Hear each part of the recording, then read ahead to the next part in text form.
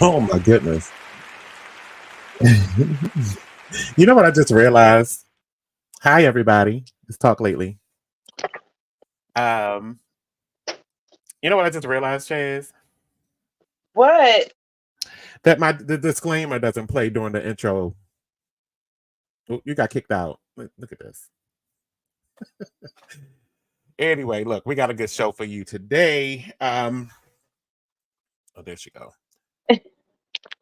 Yeah, there, Joe. You know me, always fumbling and rumbling. But what did you realize, Monny? That the disclaimer, you know, the typical disclaimer doesn't play in the beginning of my show. Oh, well, You know, your where it own says, opinions and yeah, stuff. the opinion thing. So I'm gonna say it for you right now. The opinions of these people, us, is not the reflection of the station. It's just our opinion, and we're letting you in on it, right? That's So how most it of it is goes. news. Otherwise, it's our opinion. If it's not news, it's our opinion, right? Right. Our views, Uh-huh. how we see it. That's an Exactly. opinion, right? Exactly. Or Yeah, we're that's just all. describing a situation. That's all. That's it. We just talking with Monny, talking lately. So sorry that my disclaimer that I don't know how did that happen. I'll fix it though by next week, hopefully, and get that disclaimer in the right place in the right time. So look, like I said, we got a good show. We do have a little bit of Trump to talk about. I'm not going to go out, not every week can I do that. I mean, I have to have some breath because he'd be like stepping on my neck all the time, and I can't. And Marilyn Mosby, the horrific accident that I witnessed last week. And last but not least, one of the most important things that we actually discussed, me and Chaz was on the phone. This was actually after her show last week, wasn't it? That we talked about Mendez? Yes. When you was ready to go breaking news. Right, it was. Yeah, exactly. Because I was going to go breaking news on Friday. It's actually it's not actually a recent situation. I think the situation actually happened in May.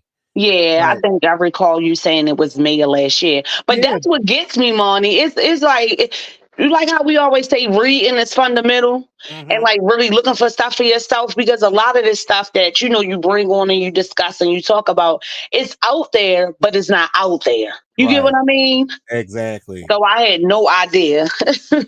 So, but I want to. So before we get into that, because that's going to be like the next thing we're going to talk about before we even go into the Trump and the Marilyn Mosby thing, because I didn't watch the Grammys. Did you?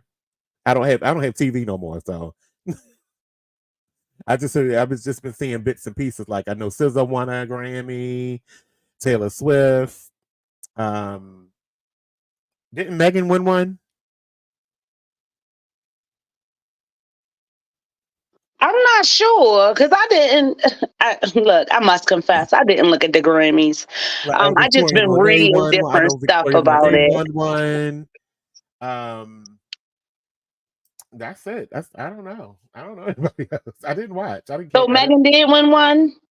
I don't know. I really don't. I I know can't Beyonce tell. got one, but not the one that everyone is saying she should have got, which was the album of the year. Because she wasn't there, but Jay Z was and did the speech or Apparently, other something people for have her. asked this question too. Um, so no, she didn't win one this time, but she already has 3 Grammys.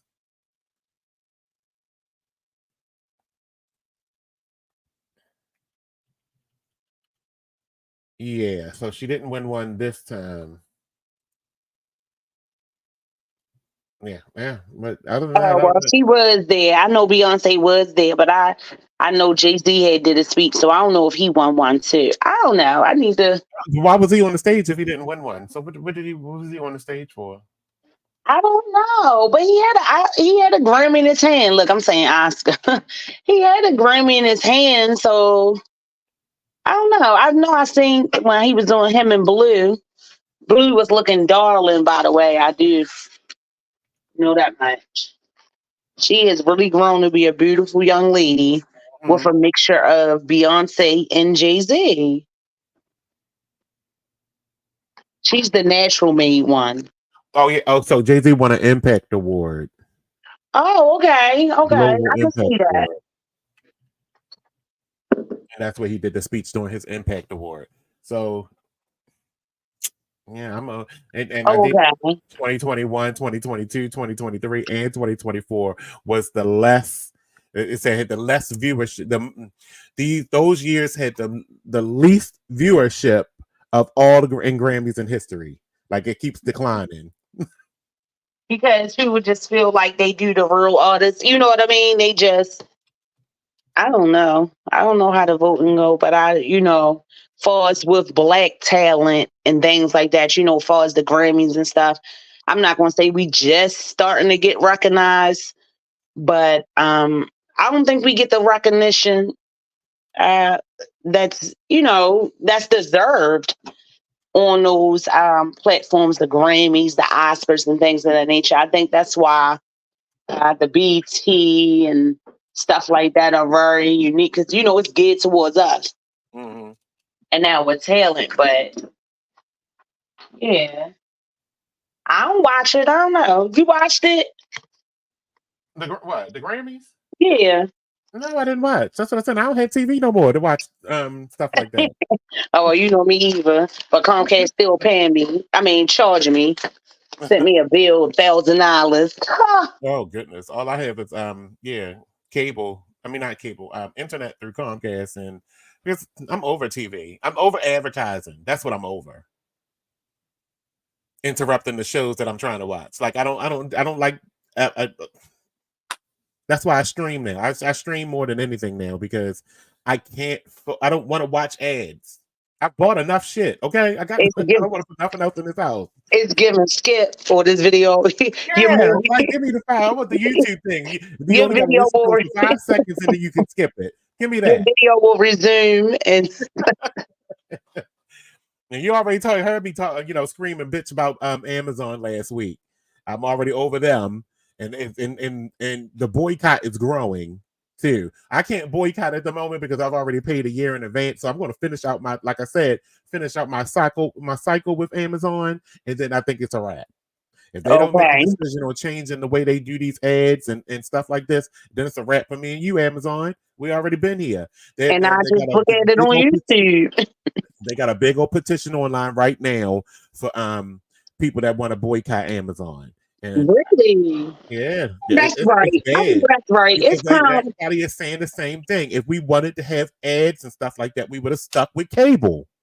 Right. We went to streaming providers and stuff like that to avoid to get away from ads so we can watch our shows without interruption. We pay you for that purpose. Right. That's the whole point of the monthly subscription fee, is that we pay you so we don't have to watch ads. That was the whole point of y'all starting the streaming services in the first place, so it would be no ads. And now you're introducing ads to something that we didn't ask you for, we don't want, and none of the products are actually something that we want. Right. That's crazy. I can see if your algorithm did what Google do, what YouTube does. If you Google something one time, it'll send you the ads to that. You know what I'm saying? But it's Yeah. not that. You sending us random ads that we never even asked you for. Like if you send me an ad for Gain, I don't wash my clothes in Gain. Get the fuck out of here with that.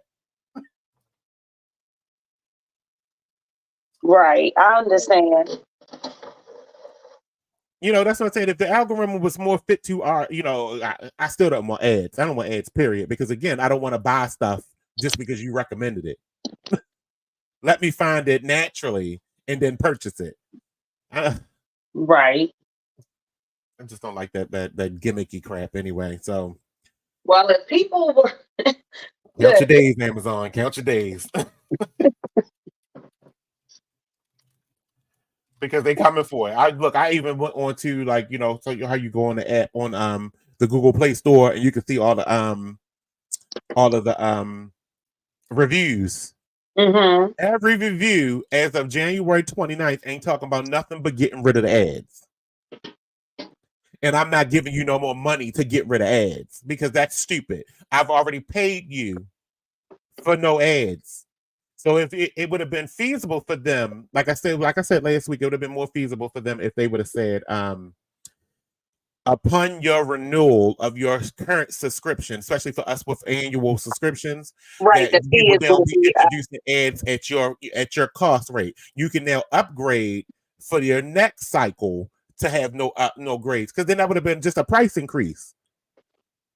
Not telling me I got to give you an extra $2.99 a month now inside of my current cycle to get rid of ads. That's a money grab. You're now price gouging me for something I was already paying for without ads. right. That y'all told me I was going to get. So I can't wait for that. Like I told you last week, I can't wait for that class action lawsuit to come on. So there's that. So now I'm not watching the Grammys, and now I won't be doing. Y'all. It's like now I'm not watching the Grammys, and then now I won't be watching. Now I won't be watching Amazon. 2 people on the shit list. I already dropped Hulu and Disney Plus. Not doing Black History Month. No, you won't, Amazon. They got the petition out. I had to drop the Hulu and Disney Plus because they didn't have enough programming for the money they was asking. The same old stuff. You keep making the price go up. How you gonna go up to $25 for Hulu and Disney Plus the combo, but you ain't got shit new on? It's the same movie. No, I'm not doing that. But that's what gets me about all of these services, though. Like sometimes, when you pay into them, once you pay into them, and then you get in there and they still try to charge you for certain movies and like, wait, I thought that was all included. That's what was my issue. What really started being my issue with Comcast. Like, cause at first, right, I can remember I had packages and stuff when it was reasonable, but when they start breaking it up, charging you individually for, the stars and HBO and all of that other stuff. And then they had different HBO. So you would have this one, but you ain't got that one. So, and when you go on demand, everybody's supposed to be on demand, but no, it's not free to you. You have to pay for it. And that used to just irritate me too, because one week it'll be free. The next week they want $7.99 to rent it. Very weird. Not to buy it, to rent it. So you can watch it for about 48 hours, Hated it. All right, so let's continue the conversation real quick. Let me just go into this horrible accident that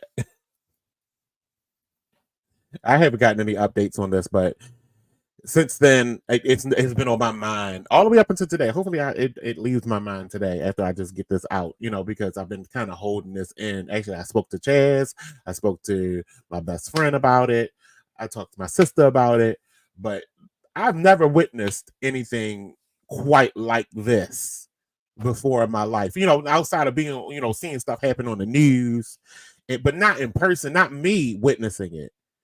Because it only takes one position change for that to be me in that vehicle, except for I ain't stealing nobody's car. Ain't that scary? You know what I'm saying? That Yeah. changed my whole perspective on driving that night. Like, oh my gosh. Oh, it'll do I'm that going to you. home. After this, I'm going in the house. Like, But you didn't. Tell the truth. I didn't. I continued over. I get over stuff fast though. Hard head. Look, hard head. That's why I you're just about to get go over stuff. far. It happened, and then whatever, move on. Because I can't hold that kind of stuff. I've never been the person to hold stuff in, or hold a grudge, or be mad at somebody for a long time. Because what I do, instead of being mad, get out of here, cut you off. You don't gotta talk to me. We not stuck together like glue. You can get the hell out of my life. Period. So now in this particular position, I was on my way. I can never remember. That's southbound out of 295. So leaving the city. And I was headed back towards my route where I usually drive at, doing these mobile app things. And I was at between the exits of Westport exit and Annapolis Road exit. And this car comes flying over the bridge. I don't know if you can see that bridge at the top right there. That's the bridge where it came from. That is the Waterview Annapolis Road Bridge right there over that overlooks 295 north and southbound lanes. This car came bursting through the guard railing that's on that bridge, flips upside down so that it landed on its roof in the the far left lane of southbound 295.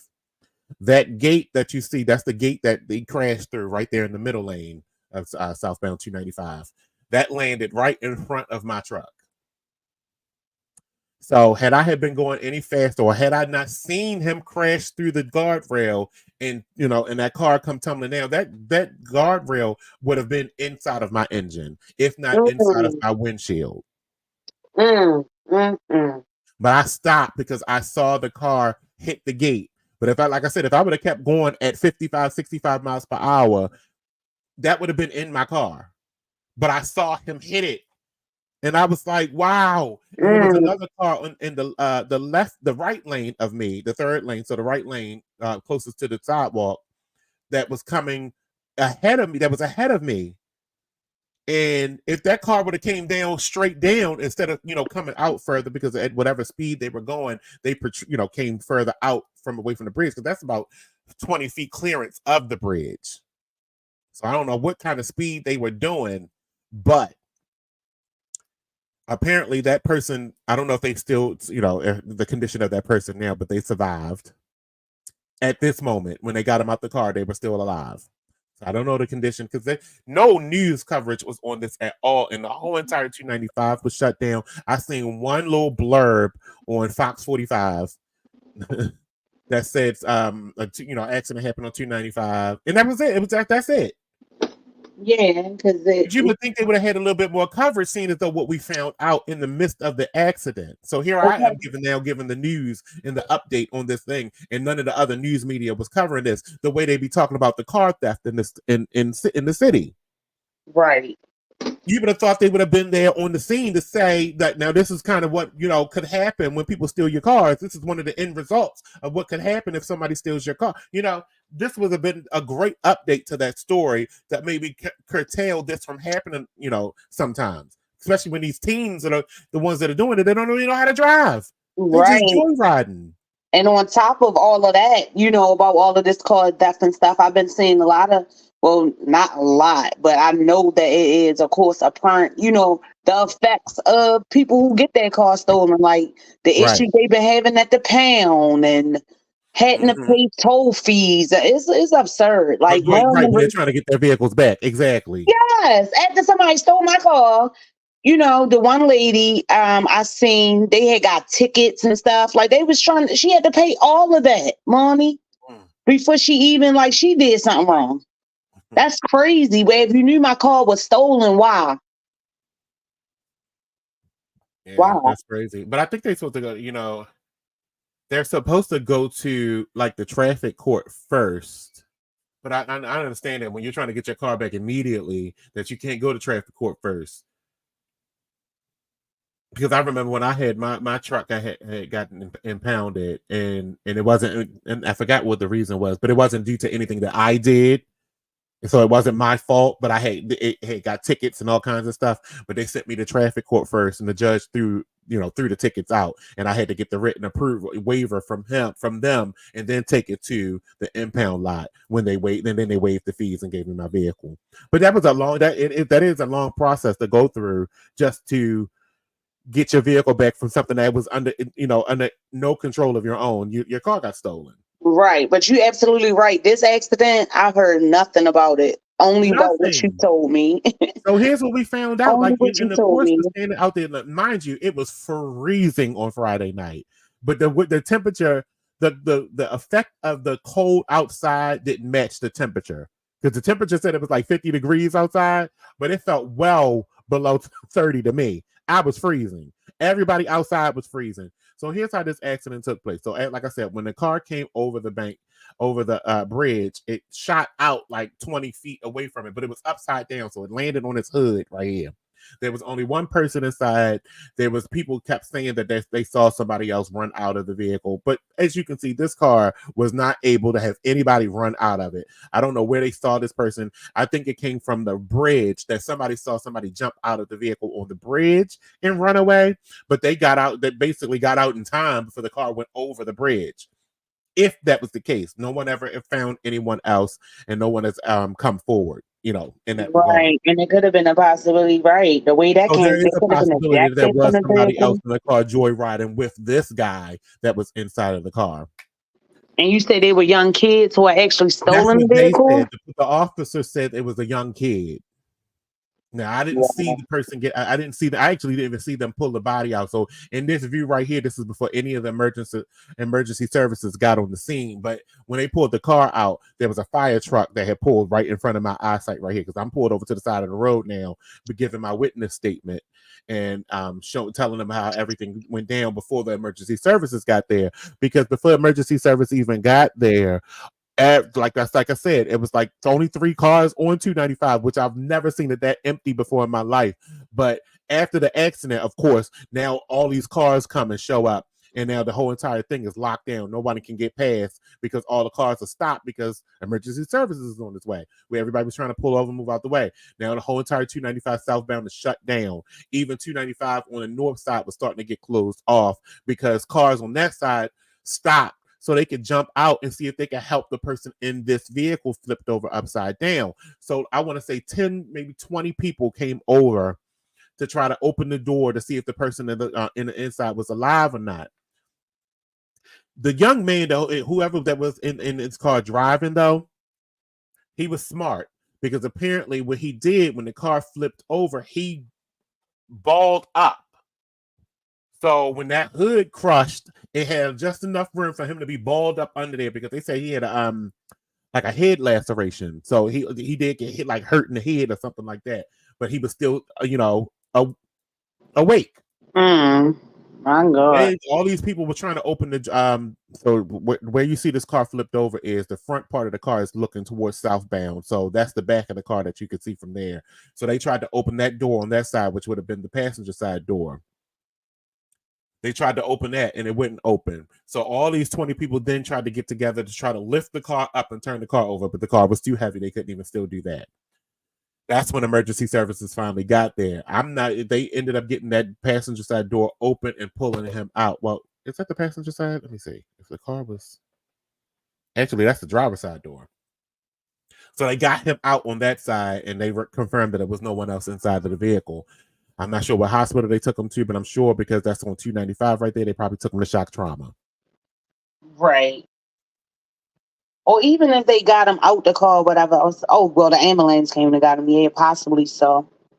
Yeah, and by that time, once I was out of the He was vehicle there, and I was but on the other possibly not side. stop traveling because if he was, what I was ready to say. Well, I can't even say that because he What? was alert. I was ready to say because he was alert. You know what I mean? But I don't know, but I not alert. I said awake. I don't know if he was alert. I don't know if he could even answer any questions.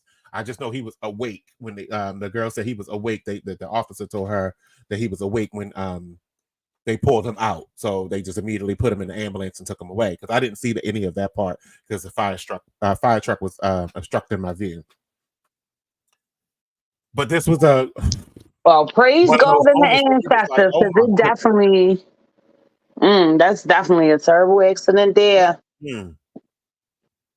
It was, and they was so fearful that the car was going to explode because the gas was just leaking everywhere. But That's there was what I was ready to say, there was no especially from flames. dropping from that height like that over Yes, on the good the part hood. about that though is though even though the gas was leaking only because the car was turned upside down and was crushed.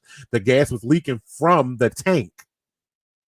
So it was just like the gas cap got crushed, and that's where it was leaking from. It wasn't leaking because the engine was hurt because the way it landed, it just landed on the hood. The hood took the most of the damage, not the mechanical parts of the car. The car is never going to be. It's not like it's going to be salvaged, but the gas it was leaking from the gas cap, so they plugged the hole I was basically. ready to say what car? Because that ain't no car no more. But they plugged the hole to the car. The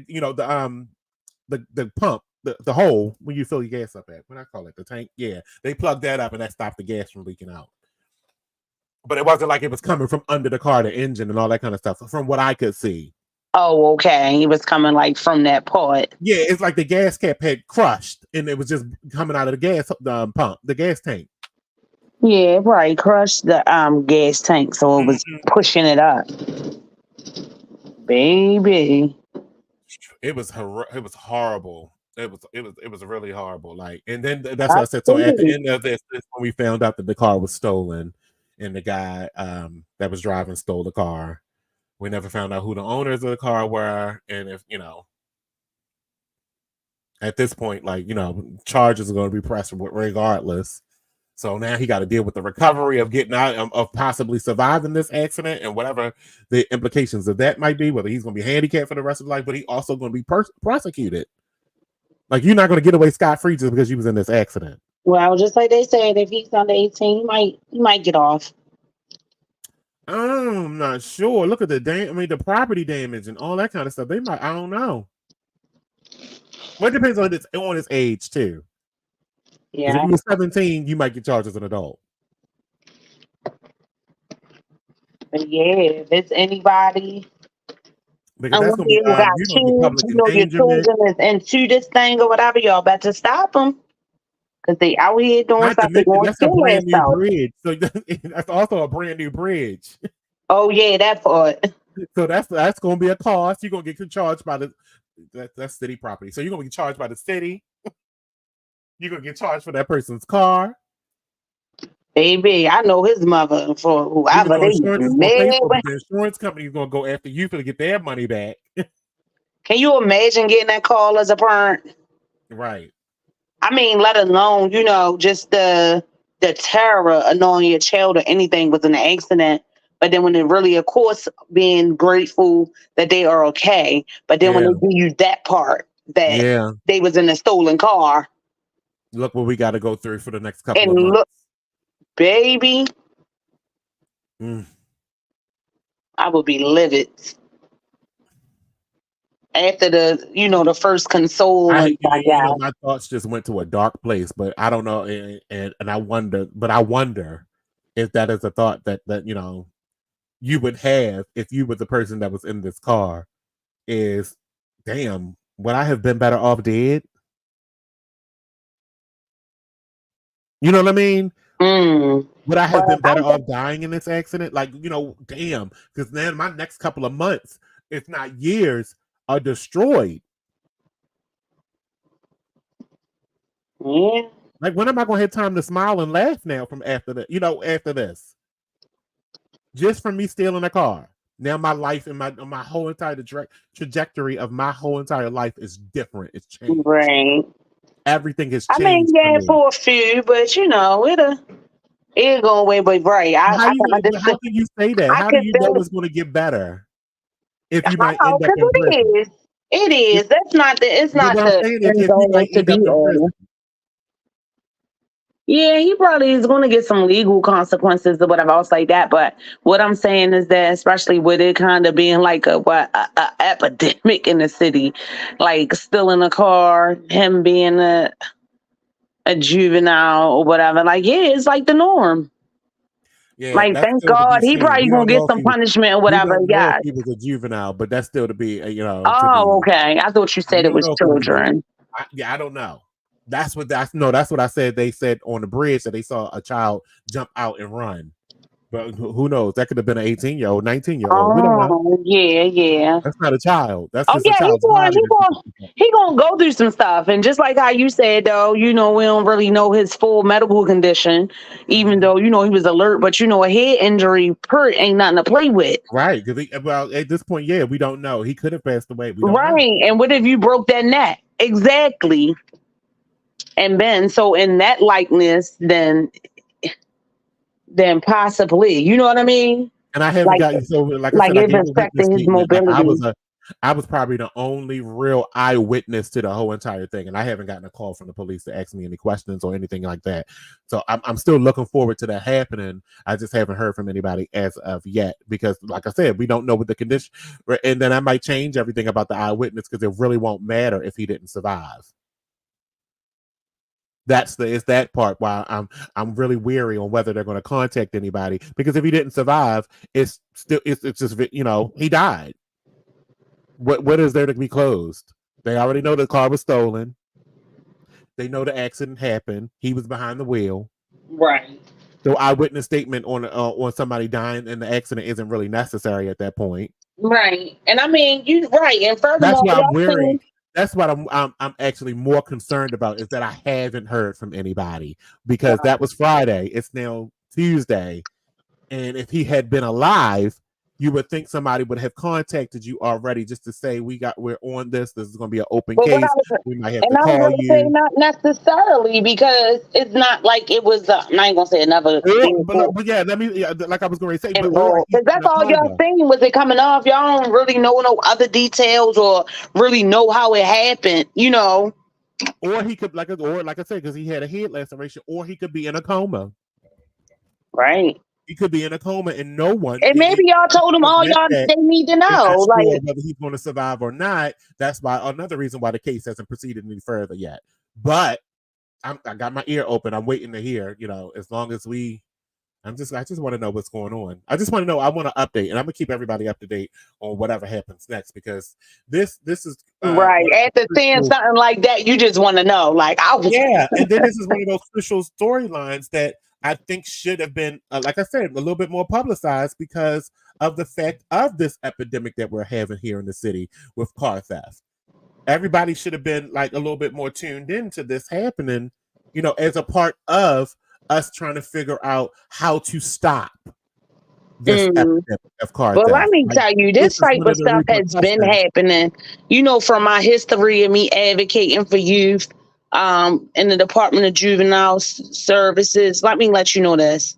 I didn't work for the Department of Juvenile Services. I worked for a nonprofit where I used to advocate against them, being detained, whatever. But Monty, this is nothing new. I worked with a young man, a couple of other of my comrades worked with a young man. I'll just give him his libations. Saeed Brinkley Stewart, who died tragically in a stolen car. Mm. And then at that time, he wasn't the driver, but at that time, I think he was 13 years old. Mm. And this was, shoot, I know what, 6, 7, probably longer than that, years ago when this happened. He was a passenger up by Mondawmin Mall. And yeah. Mm. So this is not nothing new. Just like how when they would start televising about the car thefts, which is nothing new. Here, I mean, it was happening rapidly for a certain brand of car, but Mm-hmm. the car theft is nothing new.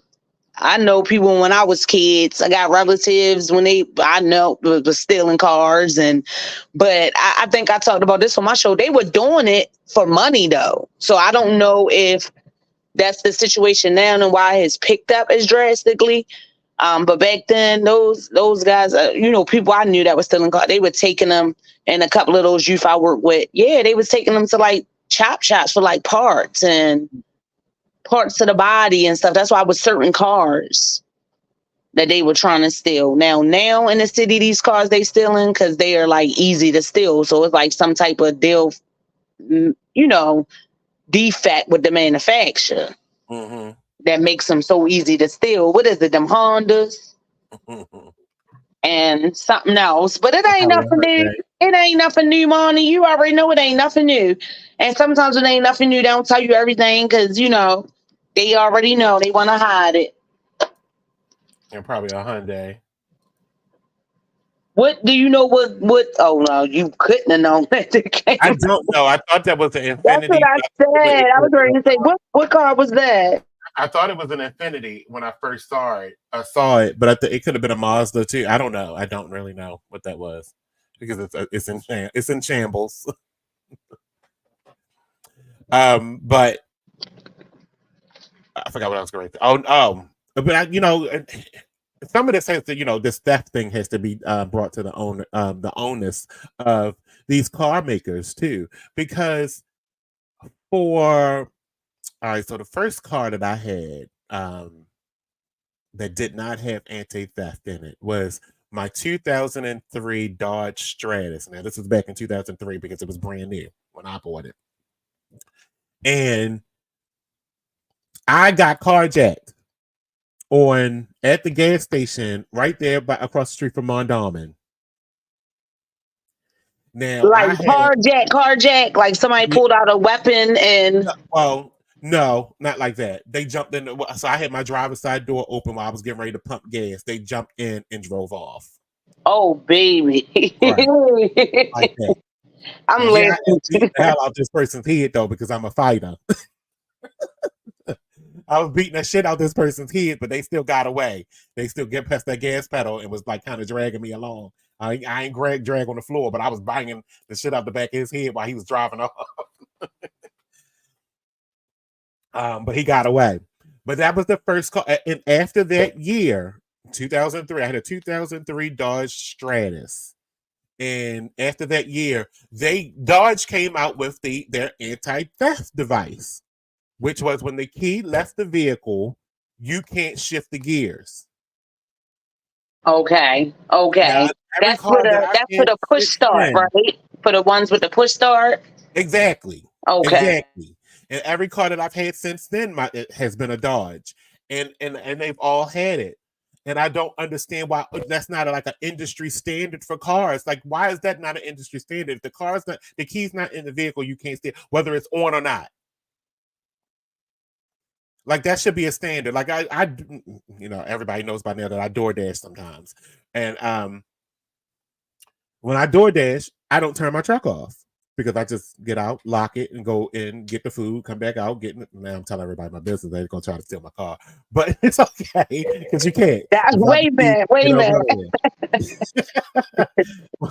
So when I get out of the vehicle, it beeps. The key has left the vehicle.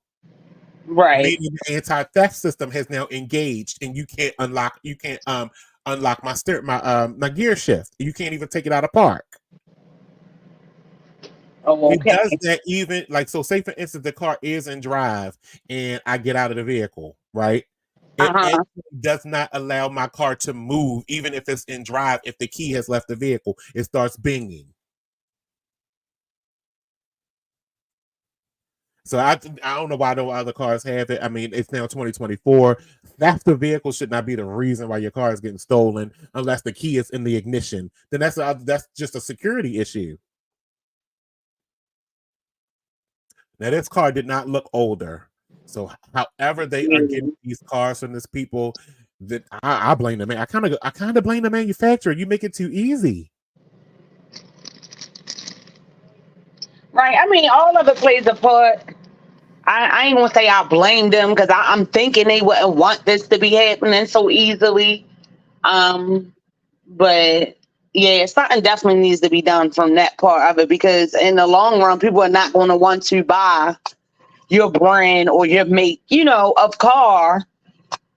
But there should be some way of giving the like I said, it's 2024. We have all this technology. We should have the ability as the owner of said vehicle to be able to disable said vehicle if we are not the ones driving it with the click of a button. Yes, We absolutely. can log in another app.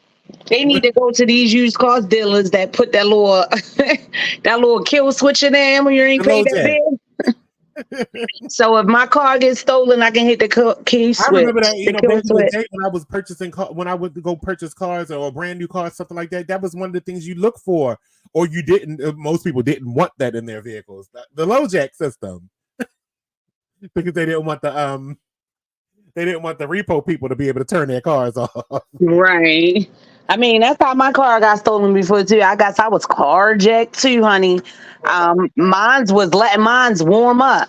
It went out, Uh-huh. started it so it could warm up money. And see, that's the same system that They I'm was talking about that my car gone. has. Like, so when I do my auto start, or I can do it from the house The too. police gave me a ticket. Do You you can't, believe that? even if the car's outside warming up when you do the auto start, right? You can't just Hmm. jump in the vehicle and hit the button and think it's going to turn on. No, because it's going to say the key's not in the vehicle.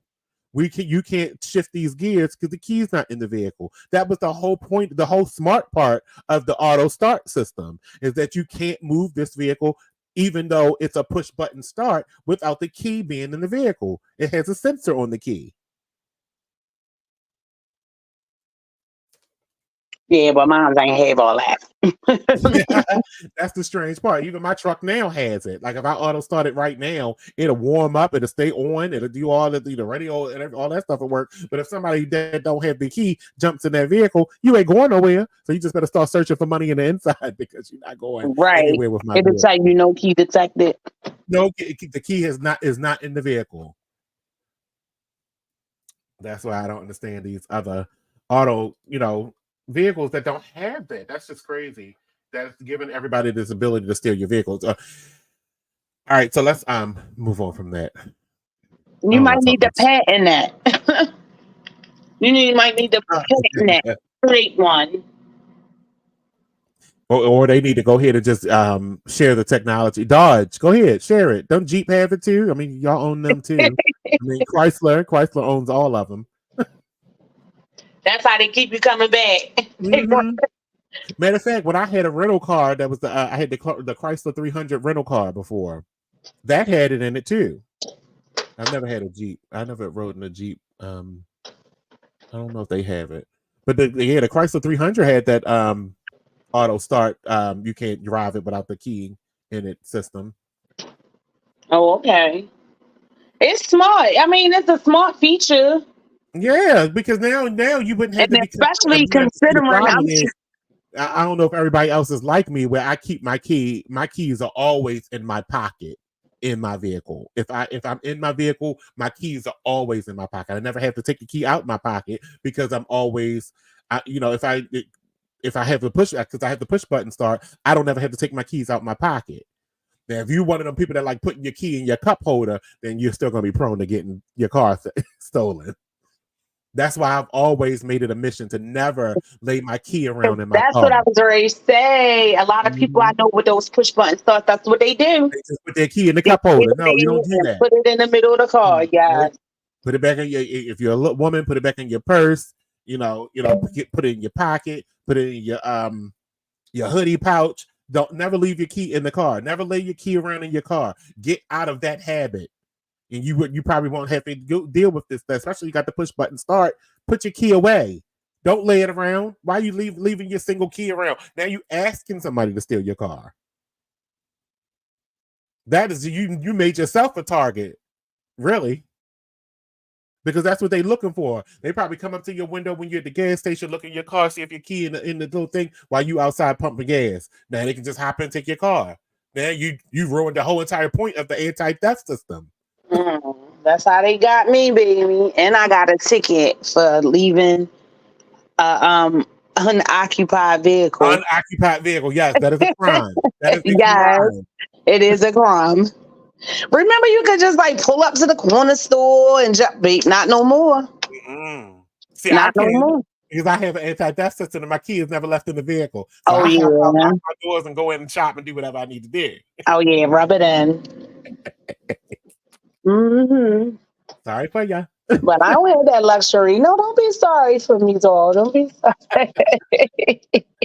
No, because the reason why I do that is because every time you turn your ignition on and off and on and off, that uses a lot of gas. Don't I know It's it? better to leave it on and keep it moving than to turn it off, so you don't have to keep pushing that gas through your system. Don't I know it? I was chancing it like that last night. Looking at the university police like he worked for me. Like, I'm gonna just turn my lights off and run in here, okay? Don't do that when you're in an anti-theft device, because all it got to do is Oh come and my pop goodness. your lock. But wait a minute. But why he was like, okay, I think I said, oh yeah, because I want my heat. It's cold out here. I'm trying to keep that heat on. No, because all they got to do is pop them locks and skedaddle right in your vehicle. Yeah, well, if my key, my old boy, if my key is in the ignition, it won't, and you the inside. Well, how does it go? Yeah, it'll automatically lock. So one of my locks is broke. I done locked myself out the car a couple of times like that. Like once you would get in and start it and shut the door after a while without you locking it, automatic lock. Yeah. But then it used to be like, if I got the alarm or something on the outside of it, it won't unlock it for me. Like I gotta have another key. That's crazy. But yeah, those are some things to talk about, because I'm sure, people are now talking about filing their taxes. I'm sure people are going, that's one of the main things, new vehicle and everything else like that. So that's definitely a feature. If I was one of those people that I would be looking for, and especially in Baltimore City and in Baltimore County. When you're buying a new car, that kind of stuff should be part of your checklist. What does the anti-theft device look like? What does the low jack look like? What is, all that the safety features? Those are all safety features that you should look for when you're trying to buy a car, especially a new one. The questions people don't ask. Yeah, it's no need to buy ask all the questions you don't ask. Don't just go off of the look. Vehicle. It ain't no need to buy no 2024, 2025 vehicle that is not going to be equipped like that. Okay. That's that kind of stuff that's going to keep you having your 2024 vehicle 4 years down the line. Because if you're anything like me, I keep my cars for at least 5. My last truck I've had almost 10 years, and and not coming outside, and someone is gone. Yeah. Oh my goodness, that is. Oh, I've been there before. That's the worst feeling, Annie. Like, wait a minute. Outside of your car going. Look, and I knew I had my car warming up and starting up, but I still was like, wait a minute. A 1986 Ford Escort, and that was my very first car. I bought it for $500. And I came outside one day and it was gone. And I was like, well, okay. Like I say, they used to be the ones people were stealing too, them Ford.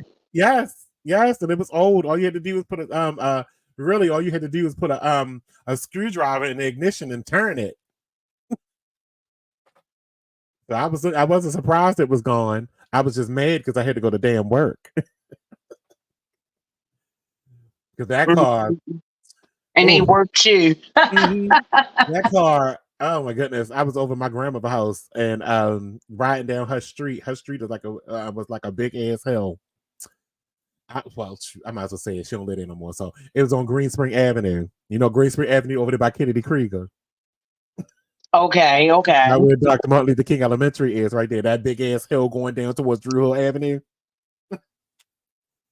So this day it had just finished raining, and I was in my little Ford Escort. I was like, oh, I should stop at my grandmother's house, but I was on my way to. I was going to go to Mon Dominant, great cookie, fat ass, and go get me some cookies.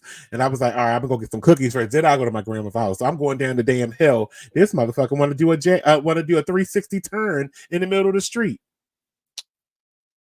So I ended up going to my grandma's house anyway because my damn the car wouldn't move anymore because it slammed up against the curb on the opposite side of the street and bent in the rim, bent in the wheel.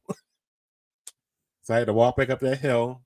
I survived, so that's the good part of the story. Oh my goodness! So you saying the car decided to do a 360? 360 spun around in circles in the middle of the street, right in front of Dr. Martin Luther King Elementary School. So your car was a transformer and did it on its own, or the ground was slightly wet. Or did you not come around that bend correctly? I don't know how it happened. All I know is the ground was just slightly wet. It wasn't all the way wet. It only had rained like a little bit. It didn't even rain real hard. It was that was in the beginning. You wasn't driving right, Monty. The ground was slightly wet, and in that little 1986 Ford Escort just spun around in 3 circles in the middle of the street. And I think the cars that was in back of me and in front of me just watched it happen. Because look, so it hit the curb. They look like how you was up there on 295. Like, thank goodness. I still drove the car back up the hill to my grandmother's house. It was shaking. Reckless. I could have stuck my foot outside, out the side of my door and pushed it up the street. But it struggled up that street. It made it. It shocked you. My grandmother's house, and I never after that happened. I don't know if that was the damn decision that I had came to. I was like, Grandma, I'm moving in.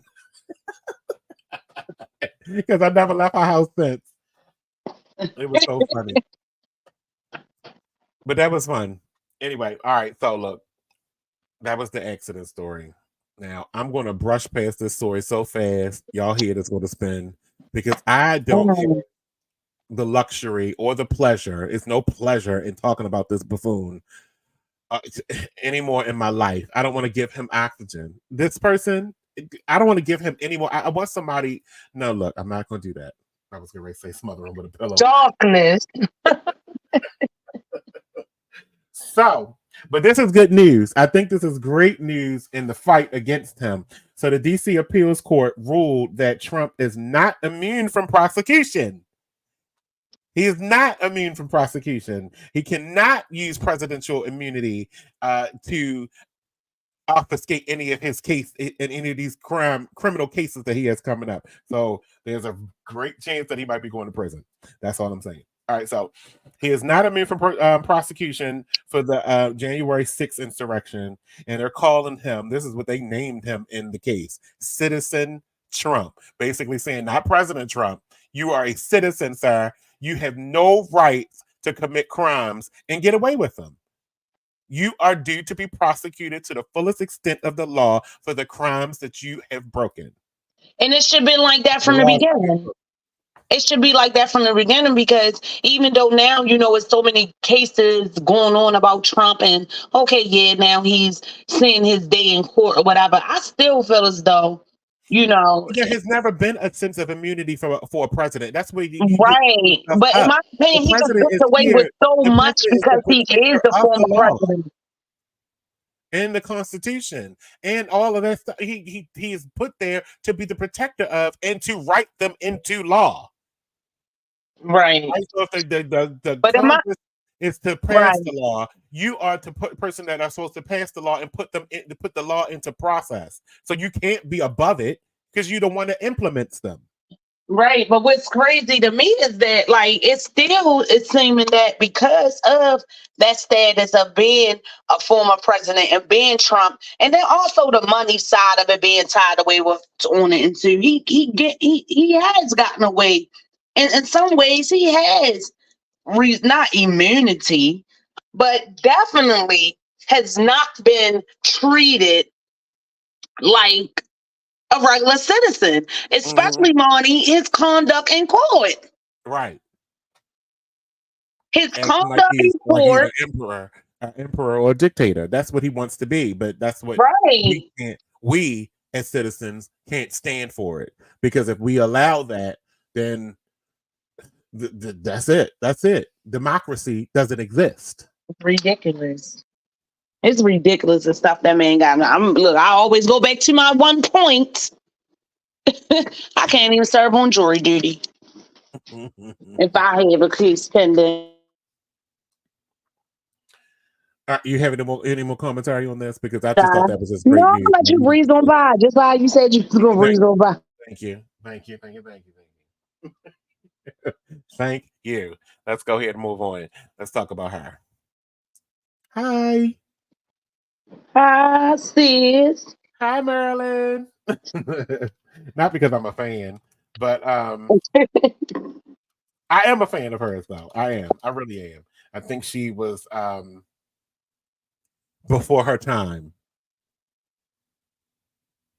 She was more progressive than I think she was more progressive than before her time. Like if it was today, her progressiveness and her the things she implemented, like not prosecuting marijuana cases, if it was today, then we would be absolutely cheering her on. Not that they weren't cheering her on then, but not everybody was on board for that when she did it. There was a lot of critique and a lot of criticism on her when she said she wasn't going to prosecute for marijuana. And then now it's legal today, all the way across the board, recreational and medicinal. Right. And marijuana and not prosecuting marijuana is not the only, what she considered low level crime that adds to the other crime. So a lot of people would, tying those two and two together. That's saying just because of the low levels weren't being prosecuted, that people were going on to commit more serious crimes because they could get away with the lesser, the lesser ones.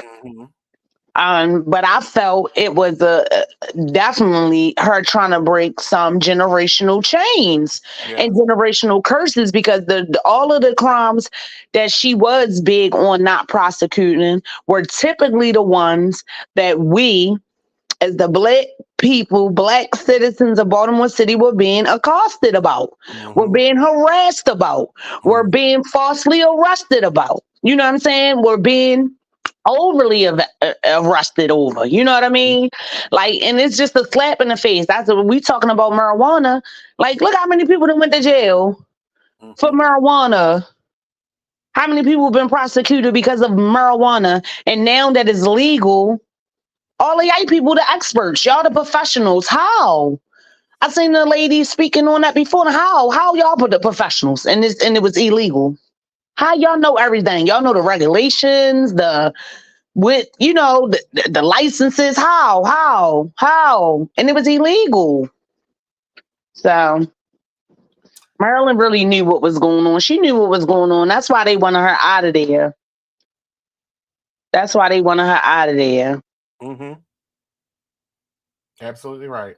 And you know how we say the way people can tell a story, because a lot of people that were for her in the beginning started to go against her. Of course, because of that, they were tying her not wanting to prosecute low-level crimes with the increase of crime overall in the city. So, all right. So the reason why we're actually bringing up Miss Mosby here is because she was found not guilty of the Kissimmee, Florida federal mortgage charges. The mortgage fraud case. She was found not guilty, but she was found guilty on the longboat key charge. Now, this was earlier today. And so here's what the story says. It says the verdict was read to the court just after 5:30 p.m. after a 6-hour deliberation. The decision came after 9 days of testimony, and during the 4th week of the trial, Mosby was accused of making a string of false statements when she bought 2 vacation homes in Florida in 2020 and 2021. The mortgage fraud trial came after Mosby was convicted of the 2 federal perjury charges in November, after a jury determined the former top prosecutor of Baltimore City lied on her forms to withdraw money from her city retirement account, citing a COVID era financial hardship when she didn't suffer financially.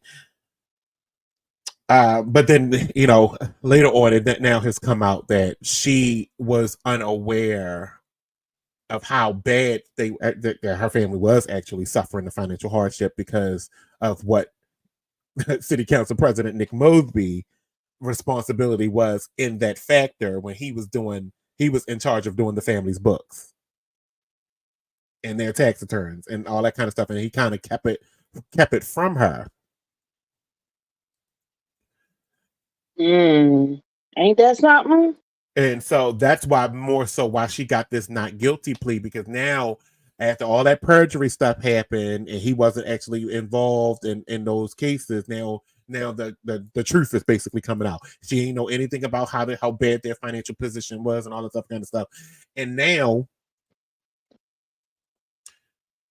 because it kind of sounds like they were probably almost in the midst of a divorce while this was even happening in the first place, because she was starting to separate her money from his and all this other kind of stuff that was taking place behind the scenes from what I was reading earlier this week. And it's so interesting that, again, I do not believe, just like I stated in the past, as we've been talking about this over the past couple of months, that she should have been prosecuted for any of this. If anything, the IRS or any state institution that, it's a government-run institution of the state, should have fined her or did a audit, which would have resulted in her have to pay a penalty on her own. Because again, what we're talking about is her taking money out of her own retirement plan, which is her money. It's still her money, but she claimed a financial hardship, which is at most a penalty, which is she would have to pay the tax rate on whatever money she took out. Now, this was now turned into a prosecution as if she, all this lying, the factor is like she stole. That's how they make it. That's how they made it seem. Like exactly. they put it up there like she lied, but y'all was really making it like she stole something. But that's just in the whole entire thing is that a slew of professionals were involved in this. From a real estate agent, from the brokers, all of them are involved in this. Where's their prosecutions? Because more than likely they told her to go get it out of her retirement account. Because I told you in the past, I've been involved in something similar to this. Right. Where they will find, where these real estate agents and these brokers will find any reason for you to get the money that you need so they can get their commission. And that's what I was ready to say, because it's not like she approved it or she gave her own money. It went through a process, right? Yes. And it went through an underwriting process as well. Which the underwriting process is supposed to suss out all the legalities in this thing. See, I don't like stuff like that when these agencies and these corporations make mistakes like this, especially the financial ones. That's what I'm still wondering about, is where the prosecution is for these people, these professionals that were involved in this situation. Right. That's just like this go through. They forced this to go through. They let her purchase these houses with this money. And one of the questions that they're supposed to ask you, because I remember when my process was going through and I was trying to do it through my my bank account. My bank account had intermingling funds between my business and my personal account, because when your business don't have no money, you got to put up that money to pay for things personally. That's how it works. If your business don't have no money, it's either going to go bankrupt or you got to put up that money personally, if you have it, to sustain your business. Right. Right. Okay. I get that. And that's what happened in my situation, that I was in. I had intermingling funds. So they wanted to run my personal account and my business account. I said no, because my business is separate from me. It's not it's my business, but that's me putting investments into my business. You don't need to run all of that. But that was a step, that was a check in the balance right there. So they was like, well, we can't apply. If we can't see that, we can't apply. Do you have any other accounts that you would like to use outside of those two accounts to purchase a property? Luckily I did. That did not have, account that did not have intermingling funds that I could use. But that was the process. That was a check and a balance. So that means they superseded some of those checks and balances to get this to go through. So where is the prosecution of those people that helped her supersede those processes, those checks and balances? Because they would have known that she took this retirement money out to purchase these homes, because that's what you wanted, your checks and balances, to find out where you got that money from. Right. I don't understand it. I don't Because understand how if you're applying for a loan, they're going to check those checks and balances. They want to know exactly where you pulled that money from. They're going to want to see a statement from that account where you pulled the money from, so they can know that money was good money. And that would have been the checks and balances, especially if you said this is a financial hardship, because how you buying a house a financial hardship?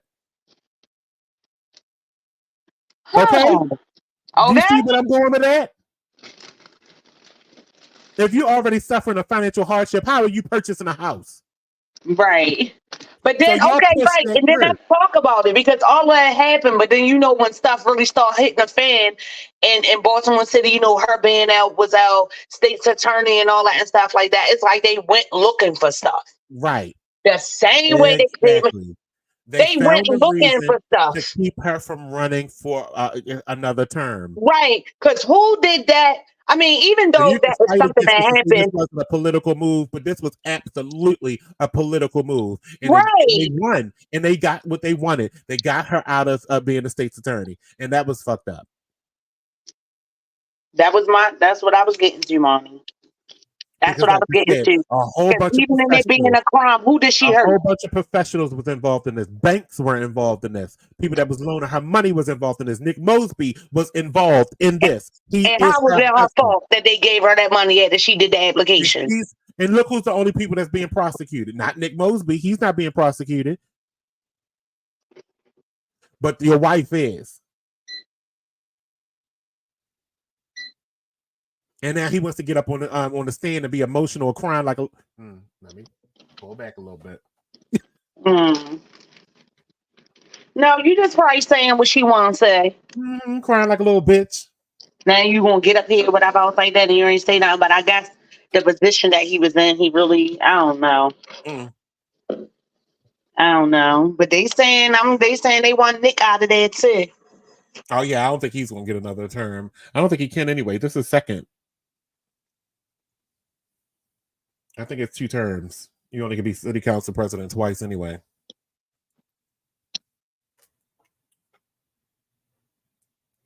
Right. And that's because they say he's not doing anything. What has he done?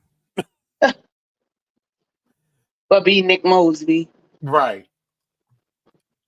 And all of this, again, it's like absurd that you're trying to instead of just, you're trying to prosecute me, you want me to go to prison for my own money. Right. It's crazy. It's still my money. Whether I took it out of my account for this reason or another, it's still my money. If I did it for the wrong reason, right, penalize me, make me have to take it back or whatever, right? And to tax me for the money that I use. It's not necessary for us to be spending all of these resources trying to prosecute somebody for spending their own damn money before they retired. Right. I just don't even like how they put it out there, because the way they put it out there, it just was like it was ill will. Like she just, I guess was intentionally lying. Like they trying to use her law license. Maybe they're trying to jeopardize her having her law license going forward. They were trying to destroy sister completely. That's the thing. That was the mission here. Yes, to destroy her completely. She won't be able to run for office again. She won't be able to do anything. They were trying to destroy her. And if you can't see that, then you're blind. This was the destruction of somebody's whole entire life on the basis of something stupid like using my own money to purchase a home, to purchase an additional home. And it's a totally different scenario. It's not the same thing. But again, we've seen this type of rhetoric before in Baltimore City politics. Rhetoric, right? And yeah, that's essentially how they did Sheila Dixon. When they ain't really had nothing, they dig, and they make it a point to make these black women out to be liars, thieves. And that was the You know, entire mission here. That was the that entire that's mission here. that's just how they Make it want seem us like to be she stole, viewed, right? like you try to make it seem like she stole her own money that she earned over the years and put into a retirement account. It still belongs to her. If she would have left the state's attorney office today, tomorrow, next week, or a year ago, it still would be her money. It's not like it's Right, able to be confiscated. You can't take it from her. It belongs to her. It belonged to her forever. It will always belong to her, whether she uses it, like I said, last year, today, tomorrow. It was her money. right. It Certainly would. belongs to her. Only thing about that money is that it was not taxed yet. That should have been the only repercussion to this. It shouldn't be all these trials and none of this, whether she frauded the gun. None of that is that's bull. Mm. Because y'all offered that as an extension to the COVID thing. It was you could take money out of your account for financial hardship. It didn't matter. She could have said anything was wrong, whether she get paid or not, or she was working a job or not. She knew at that point they were in financial hardship. Oh yeah, they was trying to put it on income, saying that she actually made more money or Because she something. made more money. No, but because her husband was destroying their financial situation. Oh. Well, look. I don't know if they gonna go, but I'm gonna miss seeing them together. Just being in the community and doing That's different the things worst for part. the I never community. actually saw them together. I always saw her and the children. That's it. Every time I Right. saw her in Well, public, I'm it was saying just her and the initially, children. when they showed up on the scenes as this powwow couple, and before when she was first running for state's attorneys, and just to get them their accolades, as a family, me reaching out, being a coordinator for community events, Mm-hmm. they were, well, I'm gonna say two, but one, as they were one of the only, politicians here who were willing to come out. And it wasn't about the election coming up, it wasn't any of that. Like, but really came out, really supported the event, really talked, really connected with the people. I mean, just, yeah. The other one, you got to go through a whole process, and it got to be about something, or a photo op or something. But that just has never been. That just wasn't their energy. And right, and I guess when they were going through stuff and all this stuff first started coming up, all this mayhem, I used to enjoy seeing her out. I Mm-hmm. mean, I've been in a couple of places with a drink. I was tipsy, she was tipsy. We were recording, doing karaoke. But I never went, and shared those videos or anything else like that, because I just know, like, they was So already listen, out listen to for this part. This is what it says about Nick Mosby. It says so. It says Baltimore City President Nick Mosby, Maryland's now ex-husband, throughout the her. entire Okay, trial, divorced. So they prosecute. all divorced. Yeah, they divorced. And Wow. now, Maryland now has this new thing where you don't have to be, you don't have to go through that process. I forgot how it goes. You don't have to go through the process of being separated for an entire year before you can get your divorce.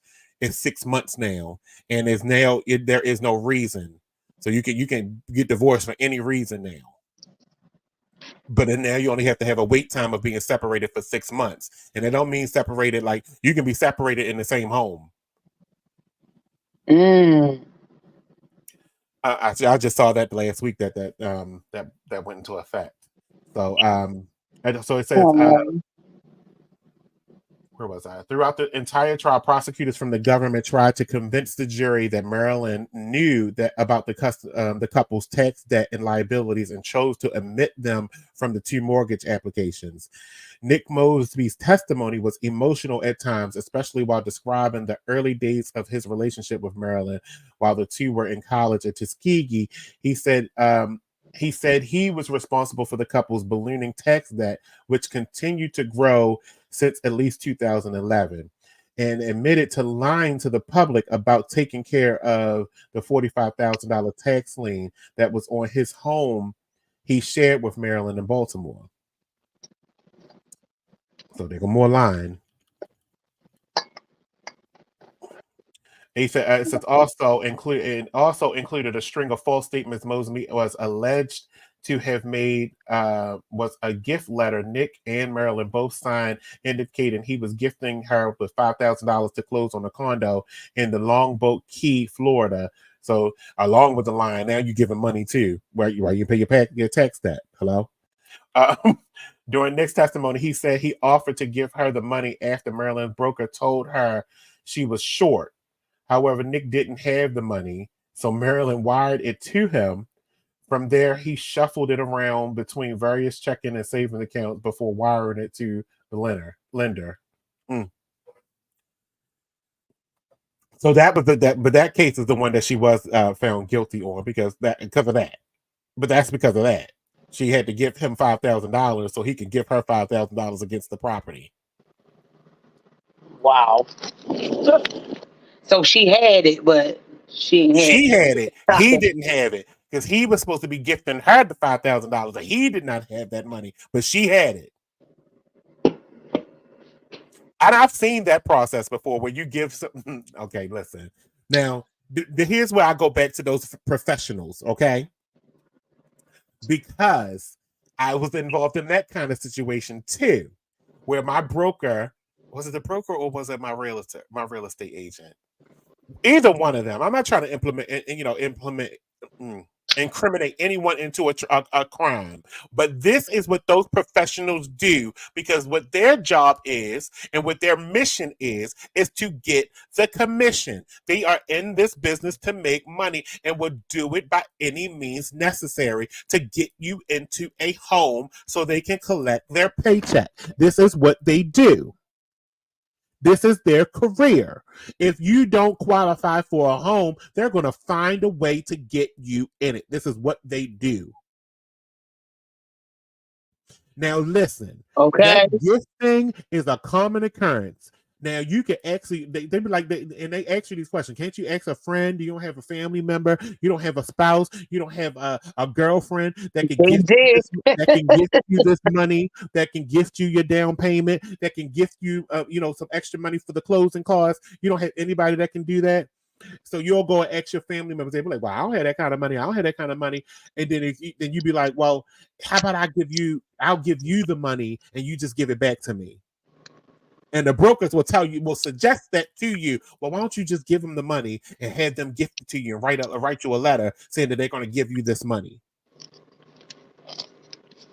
So, because I know that because mine did that to me. They told me to ask my sister to do it for me, to give her the money, and give it to her in cash, so it doesn't have a trace back to mechanism.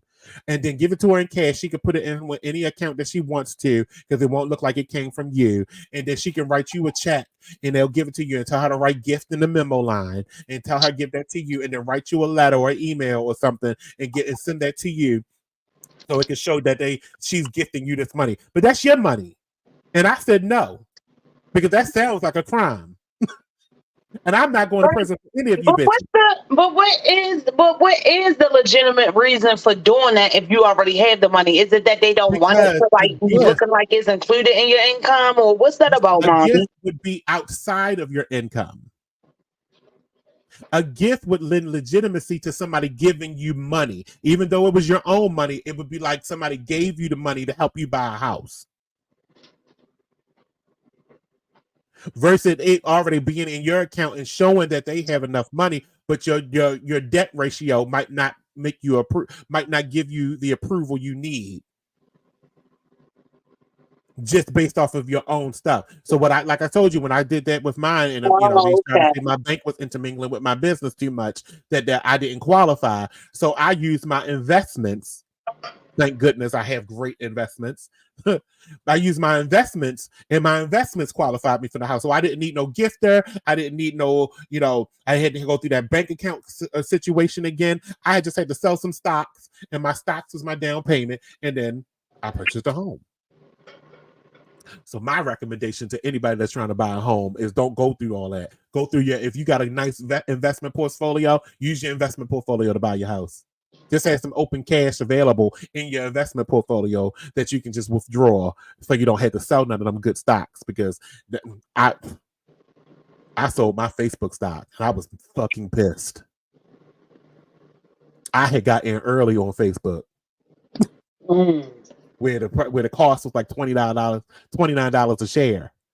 And you know what Facebook stock is today? Like almost $200 and something a share. So I had a good amount of money. And I had to sell those because I didn't have any cash available right at that moment because I had just purchased a whole bunch of other stocks. You But should I have had no got a cash gift from your available. sister. No, but see, that's the fraud part. No, I'm not gonna give her no money to give to me. You know, that's fraud.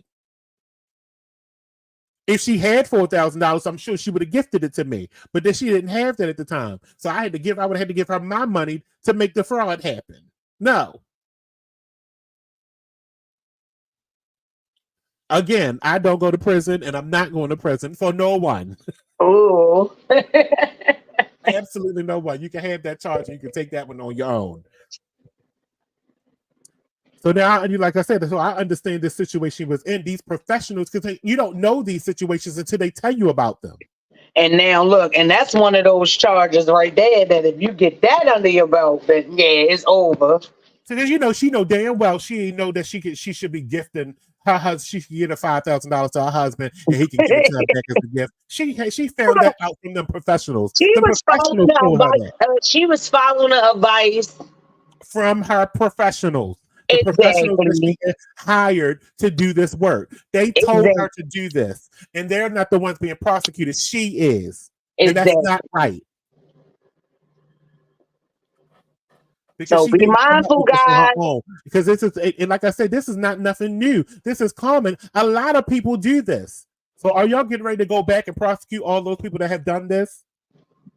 But I was ready to say, she be mindful because just because they have professional advice and they give you that professional advice, and if it's still against the law, it's against the law. But they don't get prosecuted, you do. Because they're saying, like, you're a lawyer. You should have known this was wrong. I don't think that's fair. That's not fair. Because she's not a real estate lawyer. She's a criminal prosecutor. And I was ready to say that. But that's not her area of expertise. Exactly. She's a criminal prosecutor. So she don't know. And then in regards to trying to move, that money and shift it, and I guess trying to do what she was trying to do and purchase the home or whatever. Right. She was it because that's a process in itself. So I can just imagine getting down to the last stream of things that you have to do, and someone say, "Well, all you got to do is do this." After going through that long process and that stream process, like, right, you're going to follow the advice of your financial people. So that's exactly what this next sentence that's what Trump was trying to say, though, wasn't it? While on the stand, Marilyn testified that she did wire her now ex-husband the money to ensure that she would have the funds to cover the amount of that was probably for the down payment, more than likely. Right, but what you're saying is that's not uncommon. They know that happens all the time, and they trying to make it seem like, they trying to make it seem like she really did a whole something against the advice of her professionals. She didn't do this against the advice of her professionals. I'm sure her investor, the people that was in charge, the broker, probably the real estate agent, they all are complicit. They all probably encouraged her to do this. Yeah, I believe it. I believe it. She was trying to get the process completed. Exactly. It was probably like, this is the only thing that's holding me up. That's the only thing that's holding you up. Is the fact that you don't have enough money to cover the down payment. She had the money to cover it, but they needed some other means or source to do it. And that source would have been somebody gifting her that money.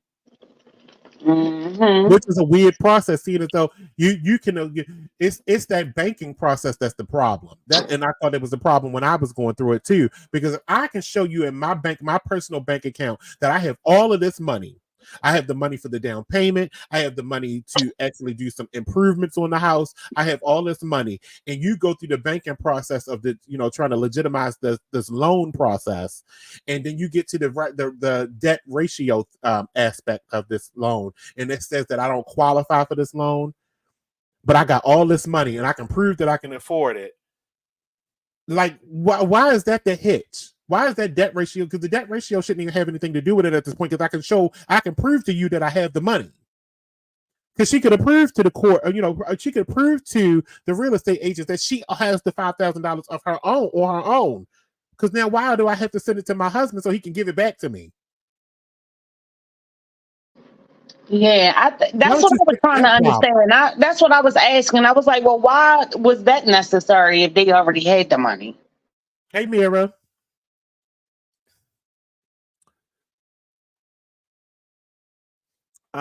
Yeah, I don't know. That's the weird part. It is weird. It's real weird. It's weird that these cases even went forward, though. That's the whole point about it. Because if you're saying that she has the money to cover all this stuff, then where are your losses? Where are these losses that y'all keep y'all trying to make seem real? Because the only thing that y'all really mad about is the coronavirus fund. She used that as the reason why she wanted the money, but she suffered through the. I mean, everybody suffered through the coronavirus, whether she Right. was employed or not. She still had to stay in the house. She put her money to work while she was at home. Like we all made plans as to try to do new businesses and stuff like that. Why is this so wrong? That's what I was ready to say. I was like, I chill. still go back to the only thing that was wrong here, and that you really could have got her on, is the reason why she took the money out. But the only thing that should have been the thing that would have resolved this issue is that you could have penalized her tax wise, so she could pay the full amount of taxes that she should have been due for taking an early withdrawal on her retirement money. This prosecuting her for perjury and crap, that's bull. Call it how you see it, Monny. Call it how you see it. This is the only way I see it. I see Call the it how you see bullshit. it. I see the fact that y'all saw a political rival that y'all did not like, and y'all wanted her to stop running for office, so y'all made her lose in the election based on bull. Because y'all know, especially that Baltimore Brew news or media company, they're full of shit too. Because they pick and choose who they like. And that's not what you're supposed to do as a journalist or a journalist organization, because they was completely spelling this out to the public the way they wanted to without giving out full information.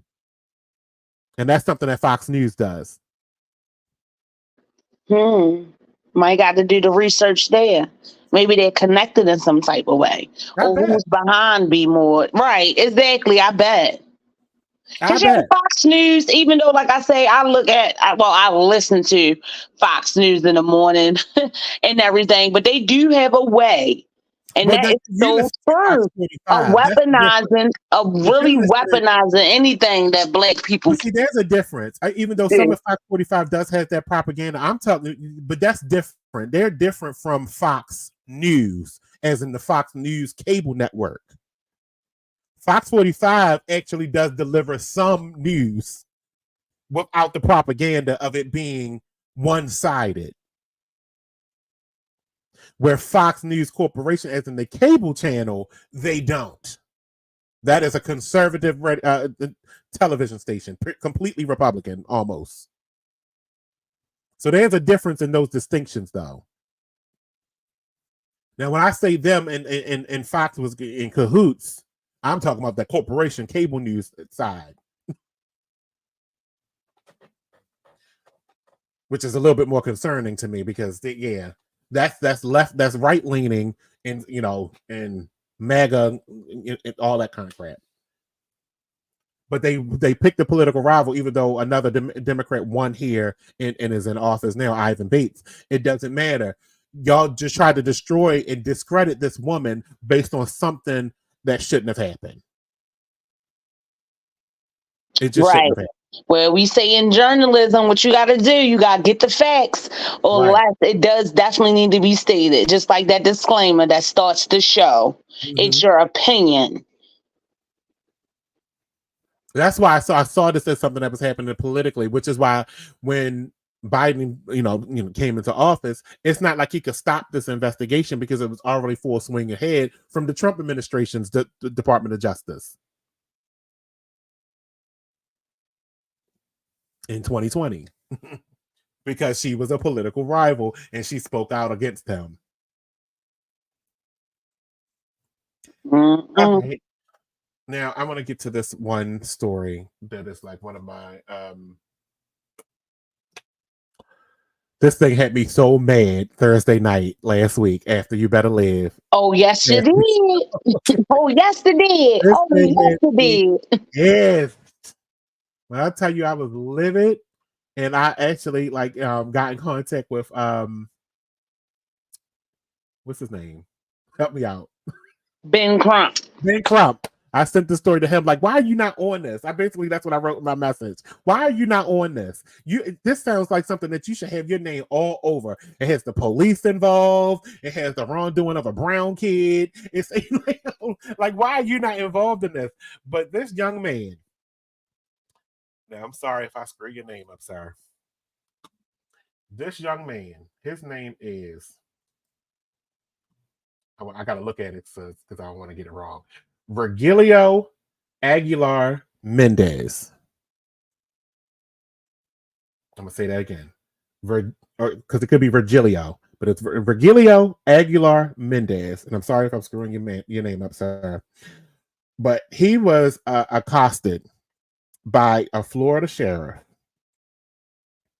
and I blame the sheriff because the situation should not have been this way, and it shouldn't have went down this way if the cop was listening.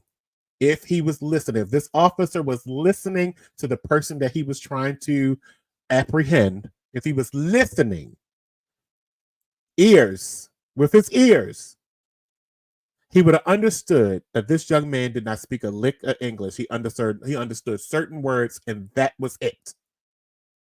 This would not have been the way to the result that he done died. The officer passed away,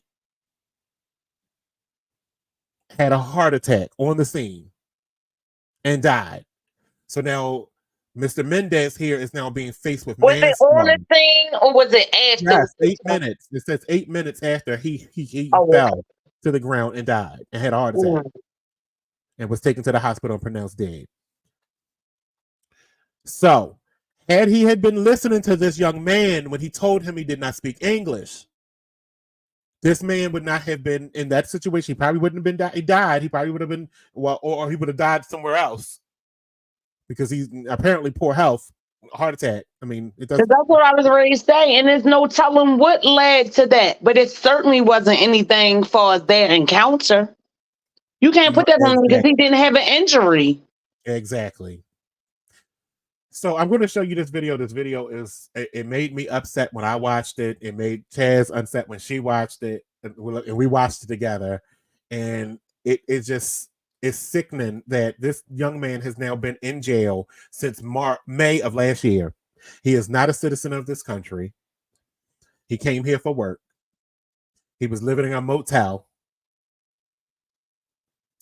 And this person, what was what did I tell you the reason was? They say that he was suspected of nothing. He was walking down the street, and when the police turned around, he crossed the street, and the police called out to him. He was sitting on the ground in front of this building. Yeah, apparently nothing. He was on the phone with his mother. Nothing, but that he was brown. So it says that then 18-year-old boy was speaking on the phone speaking to his mother on the phone as he walked past a motel when Kovich, who is the officer that passed away, approached him, stating that he looked suspicious. Why? Because he was brown? Because he had on a white t-shirt? And you know what that means. If he had on a white t-shirt, he must have been in a gang. Is that what you thought? Well, you can't answer that question because you're not here no more, right? Oh, that's definitely what it was. And just like how he said, like, and I think they gonna see when they see the video, Monty, that when he called out to him, he didn't respond, but of course he didn't because he didn't speak English. Was yes. So what was that? That was Mimi saying he been yelling since this morning. Who you? I don't know. You know her. She say anything. Don't play with my friend. You better get out my face, little Bill. All right, listen, look. I'm about to show you this video. I don't want to laugh at this because this video is going to change your whole entire situation upside down. Because I to this day, and I thank you to I'll tell you who I thank in a minute. All right, let me play the video.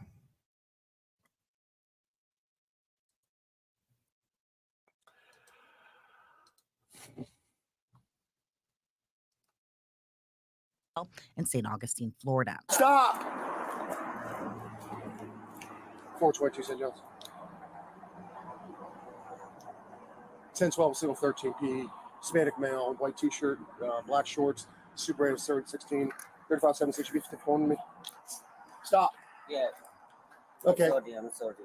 The teen in the white t-shirt was identified as 19-year-old Virgilio Aguilar Mendez, an indigenous Mayan farm worker originally from Guatemala. Aguilar Mendez was reportedly on the phone with his mother when approached by St. Johns County Police Sergeant Michael Kunovich. When Sergeant Kunovich begins to question Aguilar Mendez, the teen expressed he did not understand what was being said because he couldn't speak English.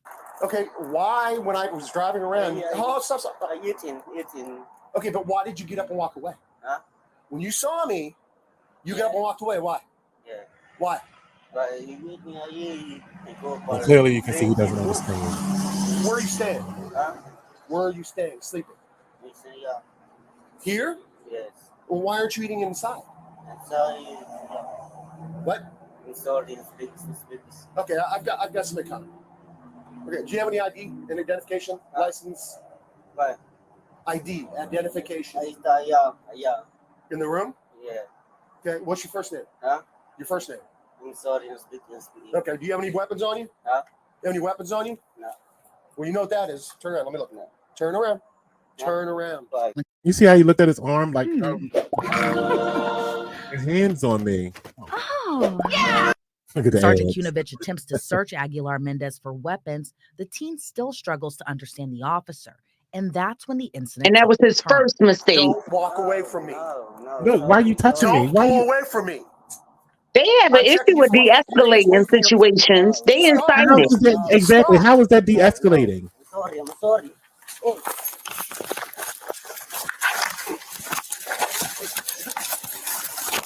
Another officer arrives on scene to assist Kunovich as Aguilar Mendez repeatedly can be heard saying, "I'm sorry." No, I'm sorry. I'm sorry. Turn around. Get on the ground. I'm sorry. Get on the ground. I'm sorry. The body probably of the feeling male then attacked in ends this after moment. that moment. Sergeant Kunovich died from a heart attack, and Aguilar Mendez was charged with murder. His charges were later reduced to aggravated manslaughter of a police officer, which in Florida carries a max sentence of 30 years in prison. This is a unique case because you're talking about foreseeability, you're talking about proximate cause issues here. And so it's going to be a tough case for any prosecutor. I spoke with Palm Beach County State Attorney Dave Ehrenberg. While his office was not responsible for charging Mendez Aguilar with manslaughter, he understands why the charges were brought against him. When I first saw it, though, I know the state attorney up there, and he's a good guy who obviously wants to do justice in every case. This case, I do think, can get to a jury. I think he has a good faith basis to file the charges. It just would be an uphill battle because it depends exactly on what was foreseeable and how much the medical examiner could say that the scuffle led to the officer's death. But in the end, the state attorney is left with an individual who is an undocumented immigrant who resisted arrest with violence and led to the death of a law enforcement officer. So you can see why the state attorney there was quick to file charges. The question is whether those charges will stick. Well, every community is different. We all represent different places here in the state of Florida, and what would lead to a conviction up in that district in St. Johns County, Volusia County, that circuit up there is different than what would lead to a conviction in Palm Beach County. I can say that that case would be unlikely to result in a conviction here in Palm Beach County.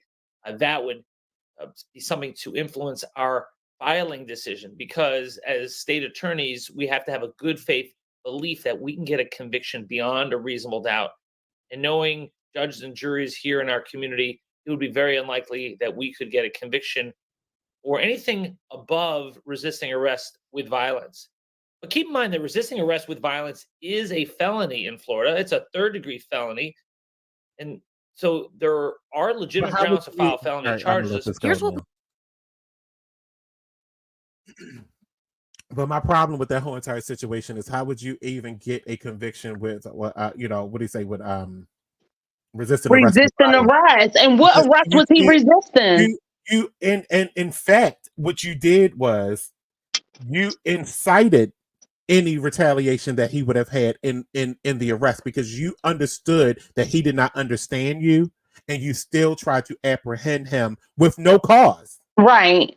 You and have if no viewing cause. that video, that resisting wasn't about no resisting no arrest. He was trying to stop from keep getting tased and because you also had no intent, you had no reason to hold him in any way in the first place. You had nothing for intent. Right. What was the crime? What arrest was he resisting? He was just, you called him suspicious, which you told him, and then you asked him could you search him for what? What was the point? He committed no crime. You had no evidence of a crime being committed, and he was just walking by being brown with a white shirt on. Right. And I'm going to call bullshit, just like you called bullshit a minute ago, Monty, because I remember even when we first was looking at this in the video, remember they was trying to bring up a little stuff. He had a little pocket knife and all that. So they trying to fit it to make it work and make sure that he is, you know what I'm saying? Mm-hmm. Like, come on. That's crazy. That's what I and then manslaughter, like, how? What he did to make that man have a heart attack? He's right in the fact that it is going to be an uphill battle in the prosecution because now you have to figure out what was the initial event that caused this call in the first place. Because you can't, just because somebody looks suspicious doesn't mean they are suspicious. I can look suspicious. I can look at you out of the corner of my eye and think thoughts as being suspicious, and that doesn't mean I'm going to do something or I have done something. Well, let me say that to me on the fact that me sitting on a curb in a public place is a problem. Yes, and that when I got up and you called for me, I didn't stop because that was his argument at first. Right. It don't make sense to me. That's this whole entire situation. I'm going to continue the video though because this is the part where it gets worse. Because I don't know how they got that man for manslaughter. Oh, Mimi said the cop was yelling since this morning. This man went from yelling. What did he start yelling? He started yelling. He said, "I'm sorry," over and over again. My family, my family. Then he went to, no problem. Basically trying to say, I'm not trying to do. You can always interpret that to him saying, I'm not trying to do anything. I'm trying to get to my family. I'm sorry for what's happening right now, and I'm not creating a problem. I don't know what's going on. Why are y'all treating me like that?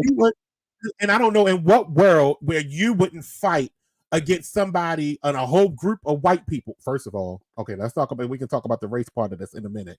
But a whole group of white people have ganged up on you and trying to throw you to the ground, and you don't know what's going on because you don't speak the language. Y'all started yelling at me in English, and I keep trying to talk. He tried to talk to them in two different languages, his own, which is mom from Guatemala, and then in Spanish.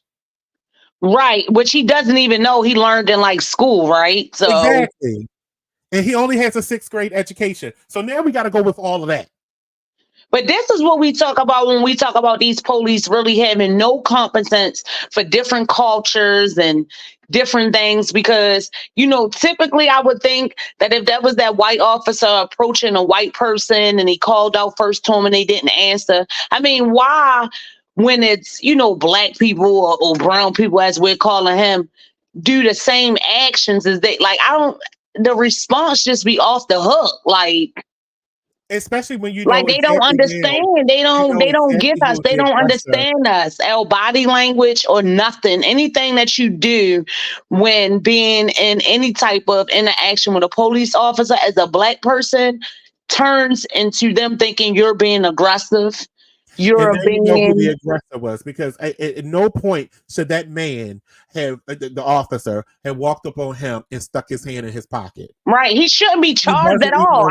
You didn't arrest him. He wasn't being detained. He wasn't doing any of those things. You haven't even told me what I've done. But yet you were getting ready to search me for what? What is your reason for searching me? Because I look right. That's how he first messed up when he grabbed his arm. Exactly. Touch him for what? You assaulted him. He specifically told you, I do not speak English. Right then and there is when you should have called an interpreter. You should have had somebody at your on your radio telling them that this person that I'm talking to does not speak English. I need an interpreter. I need somebody to help me here. But yet that's not what you did. You called for more backup. When he explicitly told you he didn't speak English. Well, his tone was on anyone, Money, because it just seemed like he wanted a problem. That was what Mira was talking about. That he was yelling all day. That's right, his tone was off the hook, because even someone telling you they don't understand English or whatever, like he still was really initially trying to like argue with him. Right. Before we run out of time, I'm gonna get to let me bring back the video real quick. Go ahead and run it down. Like I said, there was more happened after that. Even as they was wrestling to the ground, more officers then showed up, and then this happened. Police report from the incident, Aguilar Mendez had a folding pocket knife inside his shorts pocket. While the body cam video doesn't show the knife, Aguilar Mendez allegedly grabbed the knife from his pocket, and that's when the officers tried to disarm him. Aguilar Mendez reportedly told the officers he needed the knife to cut up watermelon, seemingly referring to his job. According to reports, the struggle lasted 8 minutes. But he never told them that. For me, came a time that was really pivotal, becoming a new. That's what they learned later on. That was later why he had the watermelon, and he never did that. The police dug in his pocket.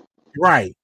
And he probably didn't want the police to see that he had a knife. The lie came from, because you dug in my pocket and pulled the knife out. Don't try to act like you got it because right after the altercation, the team is placed into cuffs and put into a patrol car, and that's when Kunovich suffered a heart attack. According to an autopsy, Kunovich died from natural causes after suffering from cardiac dysrhythmia. God bless him. Rest in peace. Severe heart disease. The autopsy also reportedly noted Kunovich had a prior heart attack. But see, if we were to think about it in the way that you believe, Chaz, we would believe that Chaz. Wait a minute, he had a prior heart attack to smoking. Run it back. Prison, and the medical examiner ruled that the officer's death was of natural causes. If the officer's death was not foreseeable, if it was not proximate cause of the resisting, then I don't see how they're going to get a conviction beyond a reasonable doubt for that first degree felony. But at the very least, there is a good faith basis, and I think enough evidence to sustain a conviction for resisting arrest with violence. Even though there is a language barrier, the individual did resist, and I think that's something that a jury would have. I don't believe that. So here's what we know about me either. What was he resisting? His motion I don't filed think by it his was resisting because he defender, didn't understand what was Aguilar happening to Mendez, him. You arrived can't to the US resist when you 2 don't years ago at understand. 17 He don't know years these old, laws providing here in this better country. life for He's his not. He family. was trying to He's held stop at a that federal detention taser. facility He for wasn't trying to minors until resist. his release. Poor Later traveled thing. to St. Augustine to work at the local farms. While Aguilar Mendez learned some Spanish previously, his native language is ma'am. On the night of his arrest, he was reportedly outside the Super 8 motel where he stayed with other migrant workers, eating a meal outside and talking with his mother when approached by Sergeant Kunovich. According to reports, officers recovered cash, a cell phone, lighter, pocket knife, and his motel room card from Aguilar Mendez. So he was Well, the at the place. whether He was at his residence, probable really. cause to make an arrest, and it seems like he did. But then the question is, can he make the stop? Does he have reasonable suspicion to make a stop? And that's something that would be litigated in the courts. That's something that the court can decide that there was not the basis to even stop him in the first place. But so far, the fact that he's being held without bond shows that the judge has already found that probable cause existed to make an arrest. And because you have the immigration status and because you have the language barrier, he's being held longer than someone else would without a hearing because of all the extenuating circumstances. He's being held because of his immigration I status. understand That's what that the is. advocates are saying. And it's I Florida. can understand looking at this from the outside that it looks like something that is not justice. But on the other hand, the prosecutor is had a good faith basis to prosecute this case as a resisting arrest with violence. And I think based on the facts, he could pursue it as something more. But now there's an indefinite pause on the case. During a December competency hearing, Aguilar Mendez was declared by the courts as mentally incompetent to stand trial He only due to has a his lack of 6th grade understanding education. I of can the see U.S. that. criminal justice system. And with the issue of competency at play, Ehrenberg says there's a brief flaw as that system was set up for people with mental illness, not people who have to deal with a language barrier. The craziest cases seem to always happen in Florida. I have faith That's in a the fucked up system and the state. process. I know it can be very frustrating to people because of the delays, but the reason why this defendant is behind bars awaiting trial is because he's undocumented, and also because there's a language barrier, that he speaks a language where there is not an interpreter in that area. The issue I would have is that the competency system, which is designed to send someone to a hospital to get competent while they await trial, is really designed for people with mental illness. It's not really designed for someone who's not competent because they don't speak the language. If he was a defendant down here in South Florida, there would be an interpreter available for him, a Mayan interpreter. But because he's in North Florida, where there is no interpreter available, it And that's complicates the whole matters. problem right there. And I No would interpreter. hope that a judge could have a hearing so that they could determine whether or not he's able to stand trial or can get a Mayan interpreter so that he's not just kept behind bars indefinitely. Exactly. And if there was an instance where there's not a mom or mime interpreter, what would happen in that case?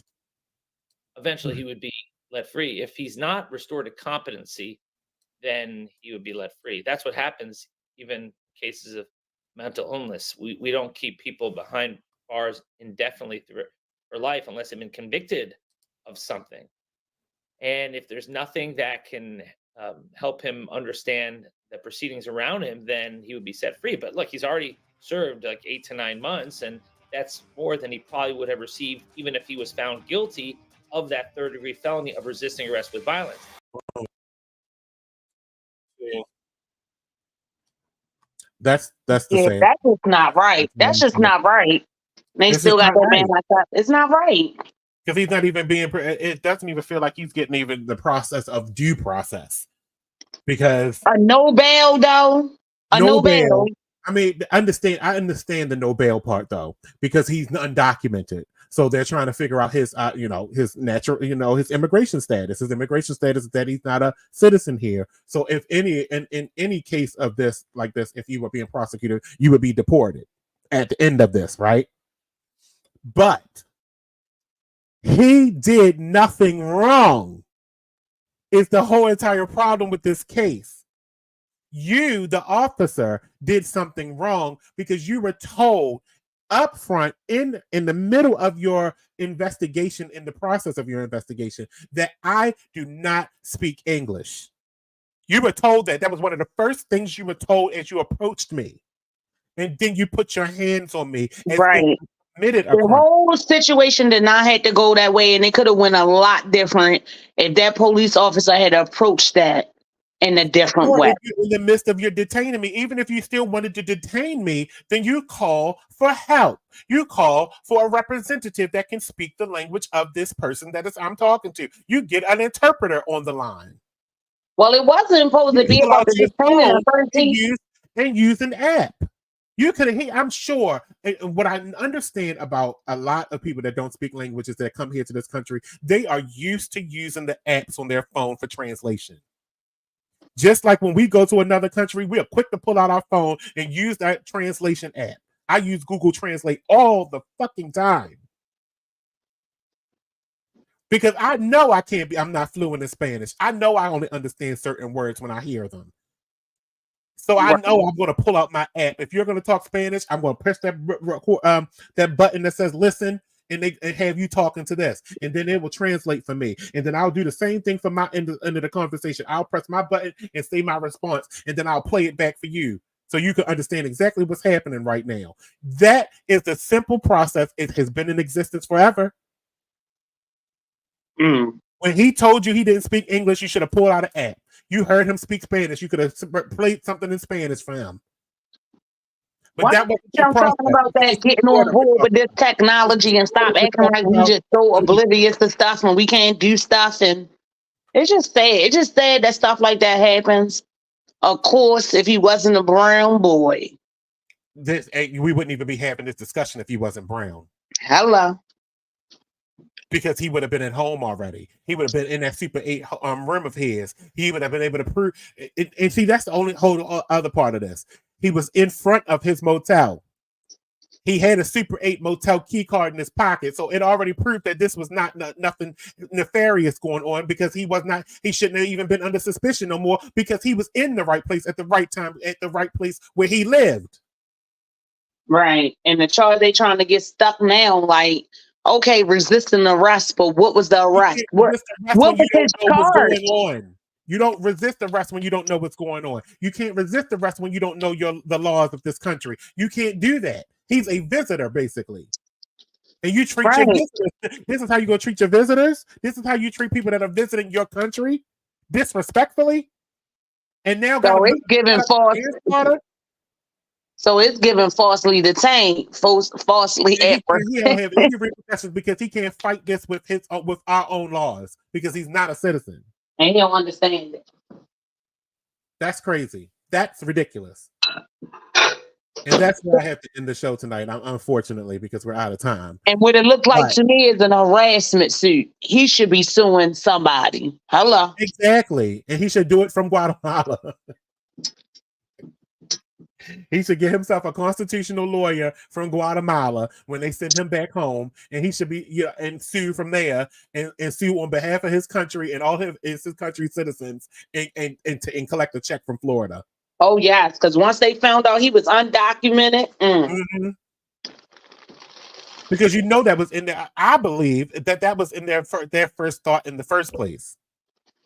I believe that was his first thought. Oh, this was an undocumented person. Let me get him. Yeah, he was a bit gun ho. But what I did also hear in that news clip is that he had previous heart problems.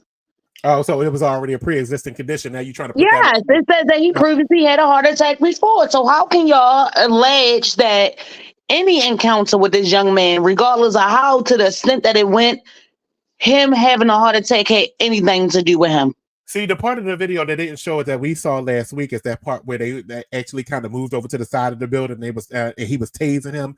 You didn't see that part. Oh yeah, they got to that in this video. They was turning him up, y'all. The hell out of him, making him scream. They was putting they was putting that taser straight on his skin. While they was tasing him while they had their knee on his back. They was tasing him while he was holding him down. Like it was no reason for all of that. Like it's just he even tried to like block the taser, was like grabbing it with his hand, not trying to pull it out the ball with the hand. The man's taser, like on the trigger, he was grabbing the front part of the taser like he did not want to be hit with that thing no more. Like I said to you last week, Chaz, I do believe that had he been really trying to resist this young man's body strength, he could have gotten away. Yes, he could have. He was scared though. White officers. He could have gotten away. He wasn't fighting them not to get arrested. He was fighting them not to continue to get fucked up. Exactly. So that's what they're trying to call resisting when he was trying to save himself from something that he didn't even understand what was going on. Well, I got the part when he was like, trying to make this a mental issue, like he was in decline. Like he was in decline because he knew nothing of what was happening to him. Yeah, exactly. It's sad, and I'm sorry I have to leave y'all with that as a thought. But I need everybody's eyes to be on this. I know, and excuse me, I thought I was on mute. I was just a thought. It's just that close to it being one of us because we could have been him. It has been one of us. Thank goodness they didn't pull out. Thank goodness they didn't pull out a gun and shoot him, because that's how they do us here. And that's all what I'm saying. If his skin was not brown, it wouldn't even went that far. They saw a brown person that was sitting in front of their home, basically the Super 8 motel, and they saw a brown kid. And because he didn't answer you, you did all of that. I mean, not knowing he didn't know your language. Let's just say even before you knew that he didn't know how to speak English. The fact is, what did he do? When he approached this man, he was aggressive from the jump. Mm-hmm. Like I tell you, these police got an issue with de-escalating and knowing how to talk to people and everything else like that. That could have been part of the signs that he was getting ready to have the heart attack, because he was acting. This probably was out of character. I don't know, because the aggression at the onset. It could have been part of the oncoming of that heart attack. Mm. Well, rest in peace. Condolences to his family. Coming on. Condolences to his family, but You know, that man ain't make him have no heart attack. No, Y'all not me, can't man. be wanting to just put it on somebody and feeling like because this man Yes, is y'all are trying to find undocumented. fault. Y'all are trying to find fault in this young man who had no fault in this at all because he should have never been approached. Right. And y'all thinking, oh, he undocumented and my family was in it. But the truth of the matter is, this young man was not committing a crime. Your family member And we went to have to him. get out of that. We I was still going need to to. say, That's right. the part we have to work on. We have to work on that part where you think these officers think, and I don't know where is it written down at where they think that the citizens have to engage them when there is no and when we're not in the commencement of a crime. Like you can't just pull somebody over on the side of the road and think I have to talk to you. Right. And answer your questions. I don't have to do that. That is not a law. You don't get superseding what is it? You know, that's I lost the damn word. That's it's aggressive. That's not the word I'm looking for, but it's too aggressive when you think because you jump out your car and start talking to me that I have to talk back to you because you think you have some kind of power over me by being a police officer. Oh, that's what it's always given. Because I'm not here to serve you, because that's what it turns into. I'm now your servant. I'm servitude to I have servitude to you because you are a police officer. No, you are still here to protect and serve me. I say being a police officer in this country. We've lost that ability to see where you are wrong and for the way you're talking to me as a servant of mine. Right. Because only by the strength of me do you get to serve us. Right. And they ain't paying them to stop. They's paying them to be nosy. That has had to be one of the nosiest goddamn jobs all daggone day. If you really think about it, Monty. We can't, but they forget that themselves though, because they're getting this power. That's what it is. Power hungry, and power. It's just too much.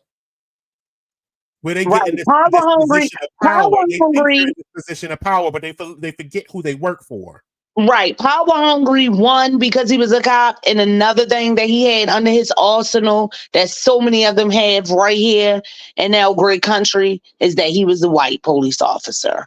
And the person that he was asking the questions to, I'm going to bring it back to that. They always say it don't have nothing to do with, but it does. It does. Like, how dare you? I'm a police officer, one, and I'm this white man. I'm asking you questions, and how dare you not answer? Right. And now that we all know what state we're talking about too. It's also got something to do with this particular state that we're talking about, where they all think they're above everybody else too. In Florida. Yeah. And I mean, in his life gone, but for the life of me, I don't understand how they put two and two together. Like, because he had this situation with this young man. Like prosecutor that was being interviewed, and I want to say, shout out to Law and Crime. Because I like that channel on YouTube. I watched them a lot for that video in particular, where they had somebody that had the corresponding other side of where they think the headspace of the prosecutor is and why he's charging these charges. But my problem is why charge people for stuff that you know you can't win? This position that you're taking, while you took it from murder down to manslaughter, is still something that you know you're in a position to not win unless you try to make him seem guiltier than he actually was. Because now you have to get up there and prove that this case was valid. This approach to this man was valid in the first place, and there was no validity there when the first thing that he said out of his mouth was, "I don't speak English." You took and that whole entire validity because they don't have nobody calling outrage but us. Yeah, and they're getting away with it because they don't have nobody. In the first place of this being a suspicious individual, and threw it out the window when he told you he don't speak English. You threw it out the window because you did not de-escalate. You escalated. Right. So because he's not Spanish, right? He's what? Philippine? Guatemalan. So where are the Guatemalan advocates at? I don't know why this, like I said, we're the only ones talking about this besides Law and Crime, but we're the only ones actually speaking about this in the media. And it's only probably because he's undocumented. He's not a citizen of the country, so we don't give a damn. And I think that's not right. But that goes back to my human nature discussion from last week that I'm not willing to do again. We only care about stuff that matters to us, and that's very conceited. Yeah, we did. I gotta go. Over. Now, Chance can bring this back up, and we can continue the discussion on her show on Thursday at 7. And I will. So that's it for tonight. You Better Live is this Thursday at 7 with Chas'Real, the Empress Lady CakeMix. Ooh, I got it out. I was almost getting ready to mess say up. that. I wrote it down on I'm actually reading it. I know it's gonna happen. We'll be back next Tuesday with more stuff to talk about when it comes to this world and the things that y'all do wrong. Because that's what we're going to talk about and lately. And it was good talking to you, Monny. Woo. That's indeed. I do need this. And I'm still not going to bring up my nails. Ha. Bye.